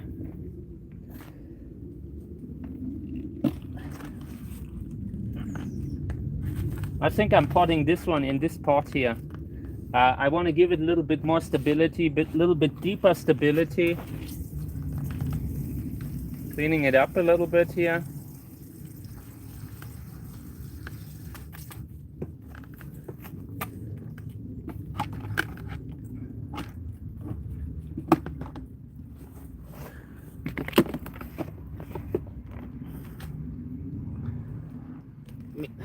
Let me get rid of that old medium first. I hate it. I don't want to have it anymore.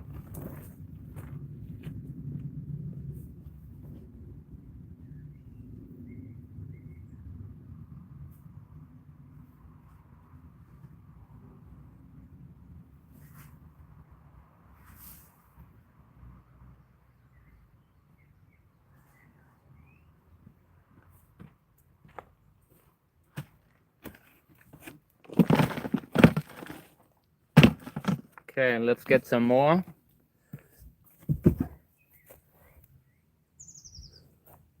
Yeah, I would love to do that. I really consider getting more into pottery. Like a family member of mine has been doing pottery, and I always told him, hey man, you should really do stuff that's totally out of the world, you know, from another world. Totally crazy types of pottery. Nothing that's really subtle, because there's enough of that subtle stuff out there. You need to really go crazy with it.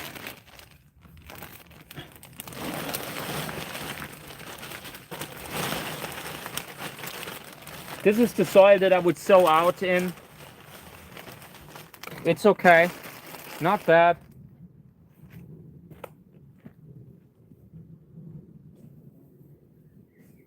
Okay.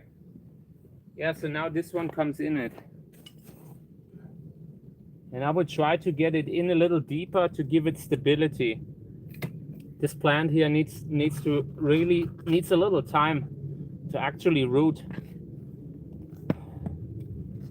I would place it against something else to hold it in this position here. Get rid of this here. Let me see. I would move it aside.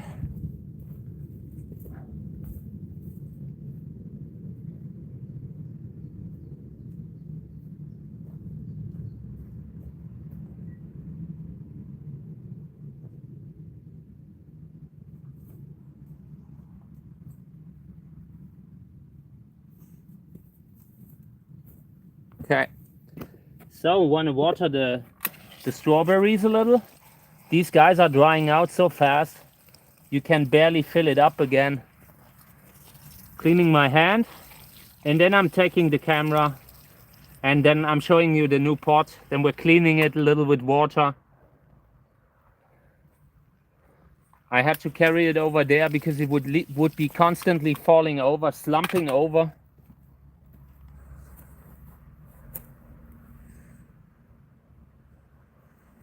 Hey, that sounds great. I would love to do something too. I have a few good ghetto blasters and that kind of thing that you could put in the background that I always wanted to do for the vintage channel. So, okay, this plant here, I will try to hold it up like this, in this position. And I hope it will root like that. I will put something in the pot, a different plant. Let me see if I can maybe fit this one in. Yeah, this is good. I want something to hold the distance here between the plant. Really want it to grow straight. Turning it a little bit. And then I'm putting another one here. So, okay. No, this one not. Turning it around. Okay, yeah, this is okay. Doesn't have to be perfect. Oh, I'm sorry, little fly. I've accidentally brought a fly into the net here, into the spider net. I'm sorry, man. It wasn't intentional. It was not a targeted thing. It was nothing personal. Oh, come on. I'm not. No. I'm not doing that. You leave it alone. Oh, now it's jumped into another.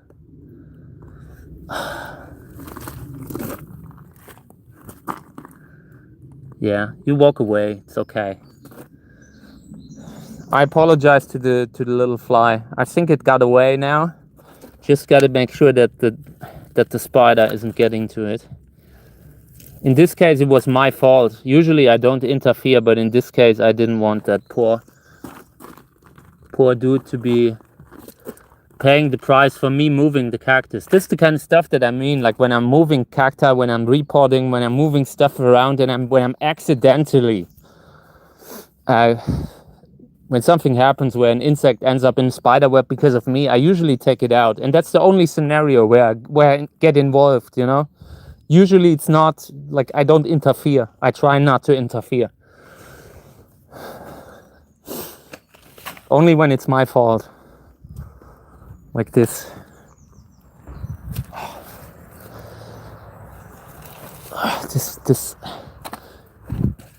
This here we're scaling back. So this is going to be the Hildewinterer pots, by the way. If we're finding the Hildewinterer, we are potting something in it.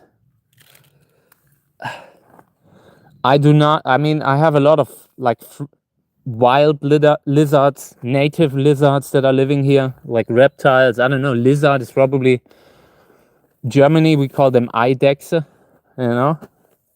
Could be lizard. I'm not sure if that's the right one, the right species, you know, like when you translate it. But we have a lot of them here, and they're relatively threatened. They are not really having enough habitat anymore, you know. But in my garden, you still see them. I see a lot of them in summer and all. Oh, come on. I just want to get to this plant, man. Ah, thank you.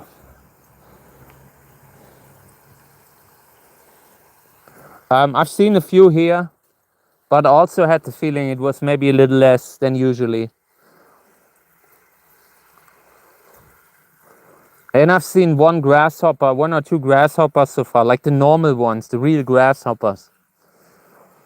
So, okay, yeah, this is good. For this one, I will also place other plants in this, like to root other plants here on the outer rim. I will use that for that.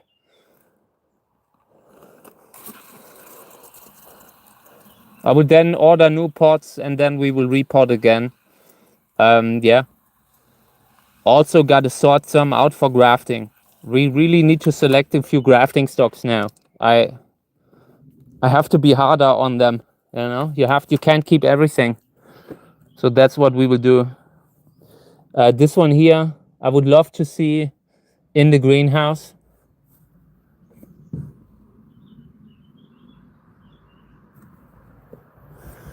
Yeah, we'll see. Flowers still have a few days until they open up. Do you actually have, what kind of turtles do you have? Like the ones that are in the water, or like these land, like they have a different name, right? Over here we have some water turtles, like the one with the red kind of face, you know.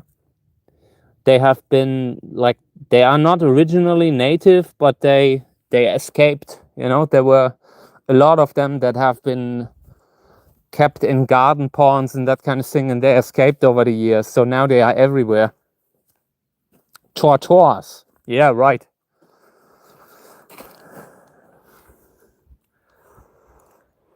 Yeah, so this one here I should actually propagate. I'm still thinking about it. This is a good hybrid. Also with the way the flower looks like here, this is really good. For one, we should pollinate it. And I don't think I have another pollen open right now. Yeah. We should get pollen from the freezer, maybe. So I can pollinate it. If I would pollinate this, if I could choose what I would use here, I think I would use something like Lobivia crassicaulis, because that species works great with this combination here, with this Lobivia winteriana like flower. Crassicaulis often pollinates them, but I don't think I have fresh pollen available right now. Yeah, but I really want to pollinate it. One thing that I noticed, the stigma here is not really pinkish. Like, it's pink in center, but not completely. I think some of the sisters have a pink stigma. Pink stigma is a really good trait when you have it in a plant. That is hard to get, and unfortunately, this is the one sister. It has a nicer color in the flower, but I think the stigma is nicer in the sister. So this is also not the perfect flower from this cross. This is, I believe, is a side pop, and that would be good. Then we could take it off here and could propagate this one separately. We could graft this, for example. We could graft this on this one here. And I consider that we are doing it. Taking it off with a sharp tool, and then we could be grafting onto this. Let me see if I have the rubber bands here. If I don't have them here, we will do it tomorrow. Then I will bring them with me tomorrow. So let me see, gotta clean up here. This goes recycling. This is okay. This one is okay. I don't like reusing pots for too long, but when they still hold together, then why not, right? Just gotta be careful that there's no mealybug in them. Like every pot that I'm using, I check for mealybug. Okay.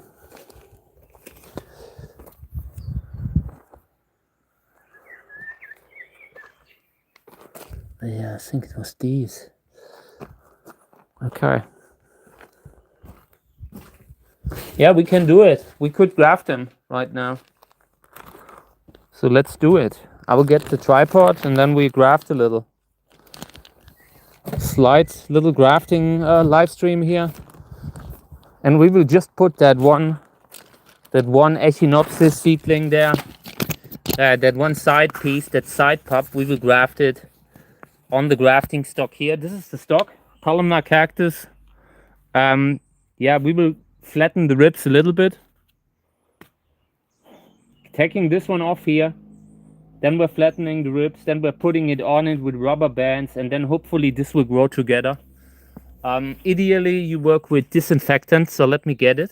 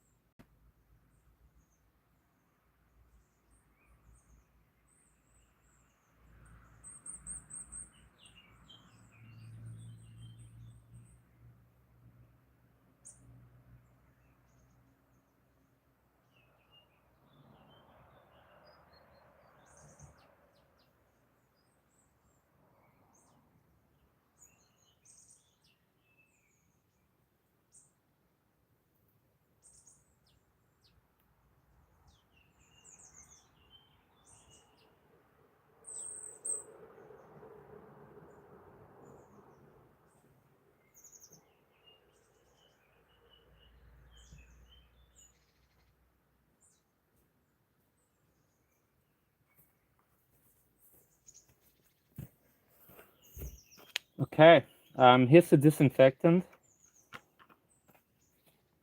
This one we will repot later. I think this is something like Taquimbalensis, Takakirensis, we will see. But definitely a nice plant that I want to have in a bigger pot. So let me get the rubber bands here. I really like the color on this one too. This is one of the best of the sister of the cross. Another one was white, and that one, of course, wasn't an option. I think we might have even lost it in winter. In that case, it wouldn't be so bad, you know. But this is another sister. I think I still have 3 then. 2 of them look like this, and one of them was white. The other one I haven't seen before. This could be the one that I haven't seen. So let me take this off here. Trying to make a clean, straight cut, not causing a scene. I don't want to have a mess on my hand. I just want to get it off, you know? Carefully down into the soil, because the roots might also be together. Yeah, okay, here it has a few roots here. Bunch of the roots stood inside the soil, but it doesn't matter because I want to graft it, you know? So let me disinfect again. Cleaning up this, cutting very high up, so I can still clean up downwards, so I can still flatten the edges here. You flatten the edges to keep the skin away from the cyan. Eventually it can pop and push down the cyan from the grafting stock, and you don't want to have that. Okay. So now I think I will cut here relatively deep, and then we can graft the downside here, the lower side, the bottom part. We can graft that one too, upside down. And in order to do that, you need to have a certain size of the bottom. This here looks like a sunburn or something like that, so we have to be really careful with this. Might also be something that doesn't make it. Like when we're grafting it, this could become infected just because of this here. And there's not much you can do here. We could clean it up a little bit, but then we would have an open side here. I mean, let's try it out, okay? Let's try to clean this a little up to make sure that, to keep the risk for fungal infection small. But then we have an open wound, you know? So that is not really something good either. It's just a little better. So yeah, let's clean this up here. Just really trying to get rid of the orange. So now I'm making one clean cut, thin slice, just to have a clean wound here that I can graft. And then I'm putting it on. So like this. This is how I would put it. Attaching it with rubber bands. Yeah, and then we will see how it will do. I will put it somewhere in front of a ventilator, probably. Inside I have that plant lamp that I use for grafts right now. Yeah, and it can be good to let the grafts just heal within the first months, maybe first 4 weeks. But also it can be good to have them exposed to the elements already. This piece here is big enough to actually root it. It will not grow fast. This will take forever, but it can sometimes root. So I will put it like this in the pot in order to just let the wound callus from the sun. And then later, if it actually roots, then you have another pup from this tiny base. And that happens very often. Okay, good. Let's put a few more on it to just add a little bit more pressure. The more pressure, the better. Pressure is really one of the key things, in my opinion, when it's about grafting. Pressure, working clean, and having a decent setup, you know, where you can put them maybe under a plant lamp. That really increases the chance that something will take in the beginning. Putting a smaller rubber band on it. I want to have more pressure here. Okay, good. This is nice. This will go under the lamp inside. I will let that grow together for maybe 10 days. That's how long I will keep the rubber bands on. Maybe 8 to 14 days. And then I already want to get them down again, because that if the graft has succeeded, if the graft took, then the cyan will start growing. And when you have a lot of pressure on it, it will grow against the pressure. And that can really mess the plant up. I don't want to have that. Yeah, okay. So we have propagated this one now, hopefully. I think it should have the same flower. We have this. I will see if I maybe find a little Echinopsis pup where we can graft this on. I wouldn't want to use a really good grafting stock for this because the chance for failure is so high for grafting this bottom piece here that already looks like this. But we would still try. So let me see if I find a tiny plant.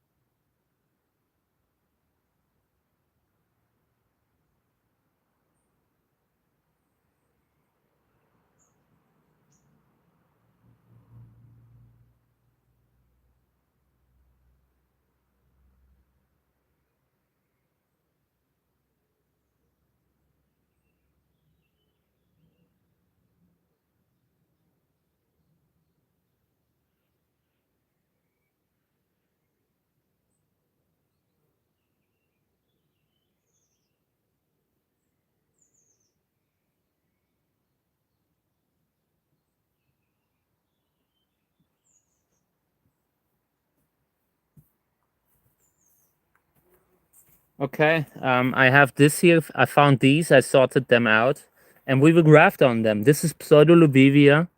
They have popped from the side, so we have to make sure they are not doing that anymore when we're using it as stock. But this could work. So let me put that in a pot of its own, so I can put more pressure on it, like this maybe.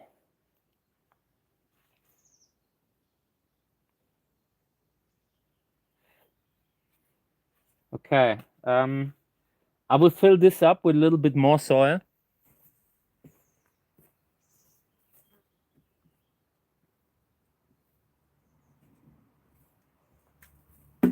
I still have a little bit, and we will use that up. And then that will be our grafting stock. I will clean up the sides. We will create scars on the ribs to make sure it doesn't pop. Yeah, and then we have grafted that bottom piece on something. Like the chances of success are rather small. But we would still try. Why not?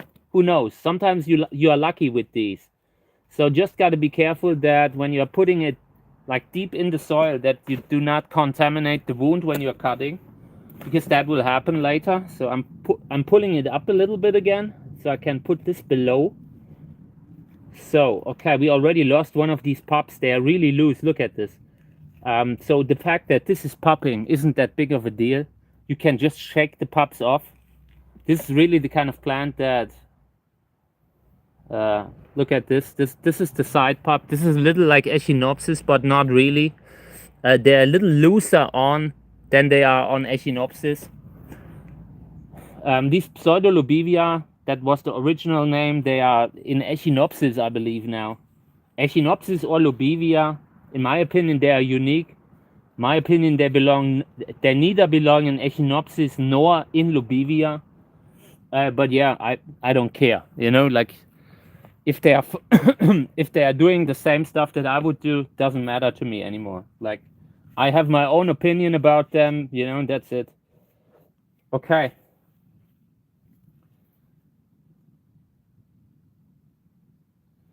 Yeah, let's take this off here. Let's take off the active growth. Okay. Cleaning up again, disinfecting again.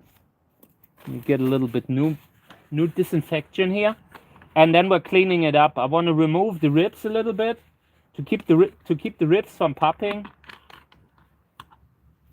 I got it on my hand. This is nasty. Wait up, I need to wash it off. I got the alcohol on my hand. I don't want that. Who knows what's in there? Probably some dirty industrial grade Okay, good. So let's clean that up a little bit here. Always got to be careful with the soil, cleaning that up first. Maybe a little bit water even. It's not ideal, but I rather have water than having a dirty wound. So, okay, and now we will cut again, taking off that whole side here. I just wanted to have the soil away. Cutting a little bit of the ribs to keep it from popping from there, because this will be the first instinct that the grafting stock will have to pop from there, from the ribs. Continue to grow there. Okay, one last cut, and then we're grafting. Then we're putting that bottom part on it. This one here, I also will try to clean up a little bit. Clean cut, maybe. Yeah. Not possible, but trying to clean it up as much as possible here.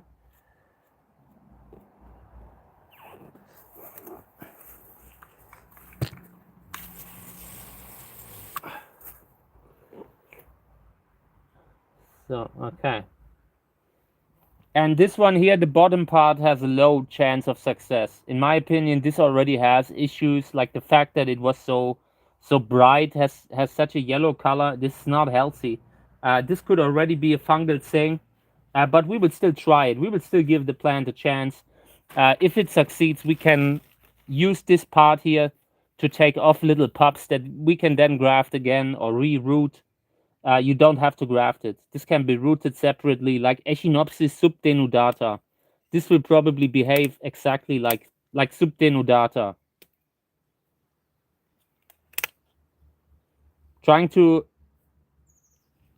get the vascular bundles to overlap here, because you want the grafting stock and the scion to basically grow together. Yeah, and this can definitely work. I mean, it looks a little sad, but it has chances. I have a few that worked like this, that have eventually popped. And yeah, for very rare plants like this, it can be the thing that saves the plant.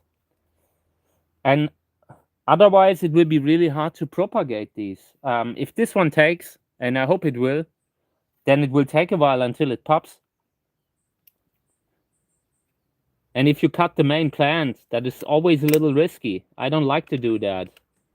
I usually wait until they start popping, and I wait until they have reached a size where I can try to take off the tip and graft. And if that fails, I still have something.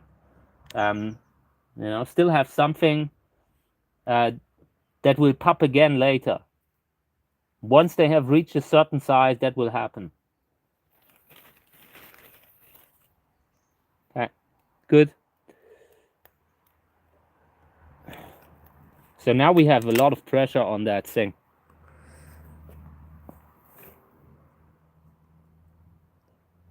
Okay, thank you with the skin. I appreciate it. Yeah, I've seen the thing that Cactus Jones has done, and I've seen, like, we used to do that in the past from time to time. You know, like that is the kind of stuff that you saw on cactus forums, like maybe 20 years ago. People grafting together plants that don't belong together. And the one that Cactus Jones has is really nice. I like it. Looks funky. Maybe we're doing something like that too. That is one of the plants that I want to do this year. Want to graft more. Just have to really go through the plants and sort some out that we can use as grafting stocks. Good. So this will go into the trash.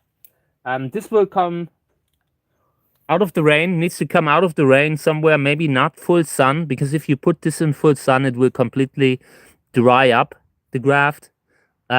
Ideally, you could put that under a plant lamp inside. Then you can control the humidity. You can have a fan, kind of a ventilator put on it to have movement of oxygen, because the big thing that can happen here is fungal infection. And the warmer it is now, the higher the risk. Like when you have a tropical kind of humid climate and you have these outside, yeah, it can be better to have them inside. It really depends on the temperature. I usually graft until maybe July. Like right now we are grafting I would actually want to have already grafted more. Like the grafting that we're doing now should have actually taken place maybe a month before.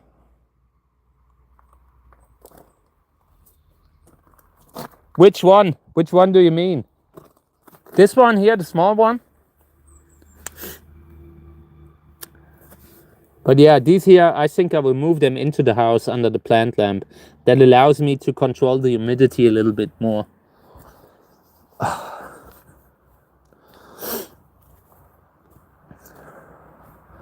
Gotta remember to take this in with me.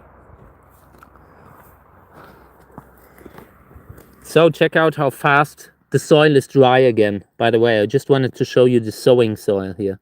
This is the sowing soil, and that thing has been drying up within, I don't know, half an hour maybe. This is the kind of stuff that we reported this live stream. So really good. Dries so fast. Okay, so this goes in the trash. Always cleaning up here. A lot of these need to be repotted. I have them on the side for every time when we have a few pots. I keep buying pots and I keep buying soil when I have a little money on the side every time. This one I want to repot. This will go into a bigger pot sometime soon. And I think I haven't repotted this in 10 years or so. This is just the type of plant that I used as a grafting stock in the past. But now the older I get, the more I appreciate the ones, you know. Some of the bigger ones, the columnar ones, they have actually really big flowers.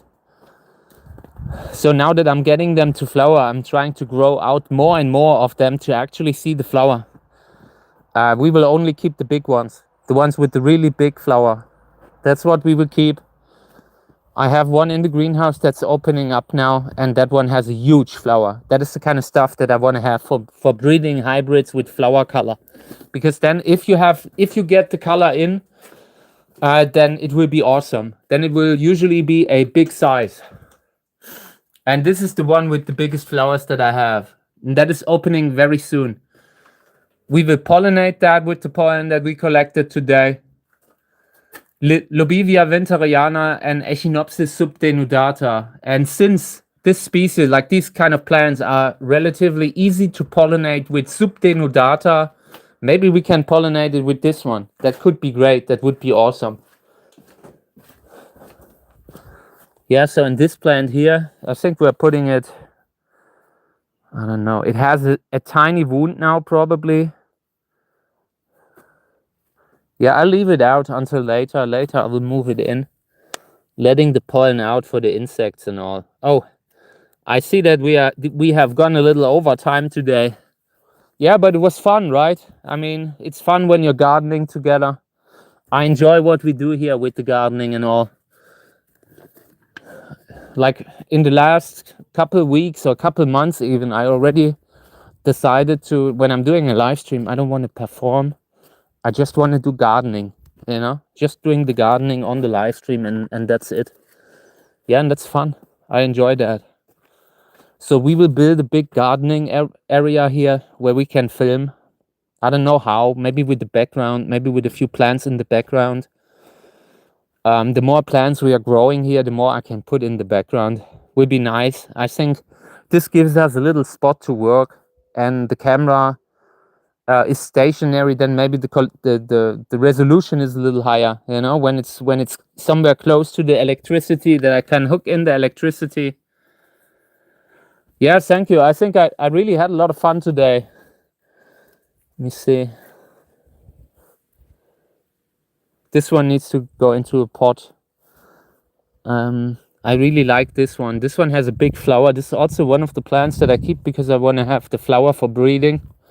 And I've propagated a few of them, but I'm running out of space to root them. So yeah, let me see where we can just shove it in between. Yeah, this here is nice. We will put this one here. I often, when I repot plants, in order to keep them up, it can be really good to add other plants, you know. And later, when everything is grown in, you can then take those out again. Good. Okay, guys, I think this is the end for today's live stream. Was a lot of fun again. I enjoy what I do here. This is one of the best jobs that I ever had. Like being able to really to do something for it's so relaxing to actually be gardening. And yeah, there's always something else to do, you know? You never really like it's not that monotony where you always do the same kind of work, and I like that about it. So thank you guys for having been here today. I appreciate it. It's always fun when you come. So thank you for having spent the time with me. I appreciate it. And I will be back again tomorrow, same time. Thank you very much. Yeah, I will be having a few videos during the day. Okay, thank you everyone. Have a nice day. Thank you.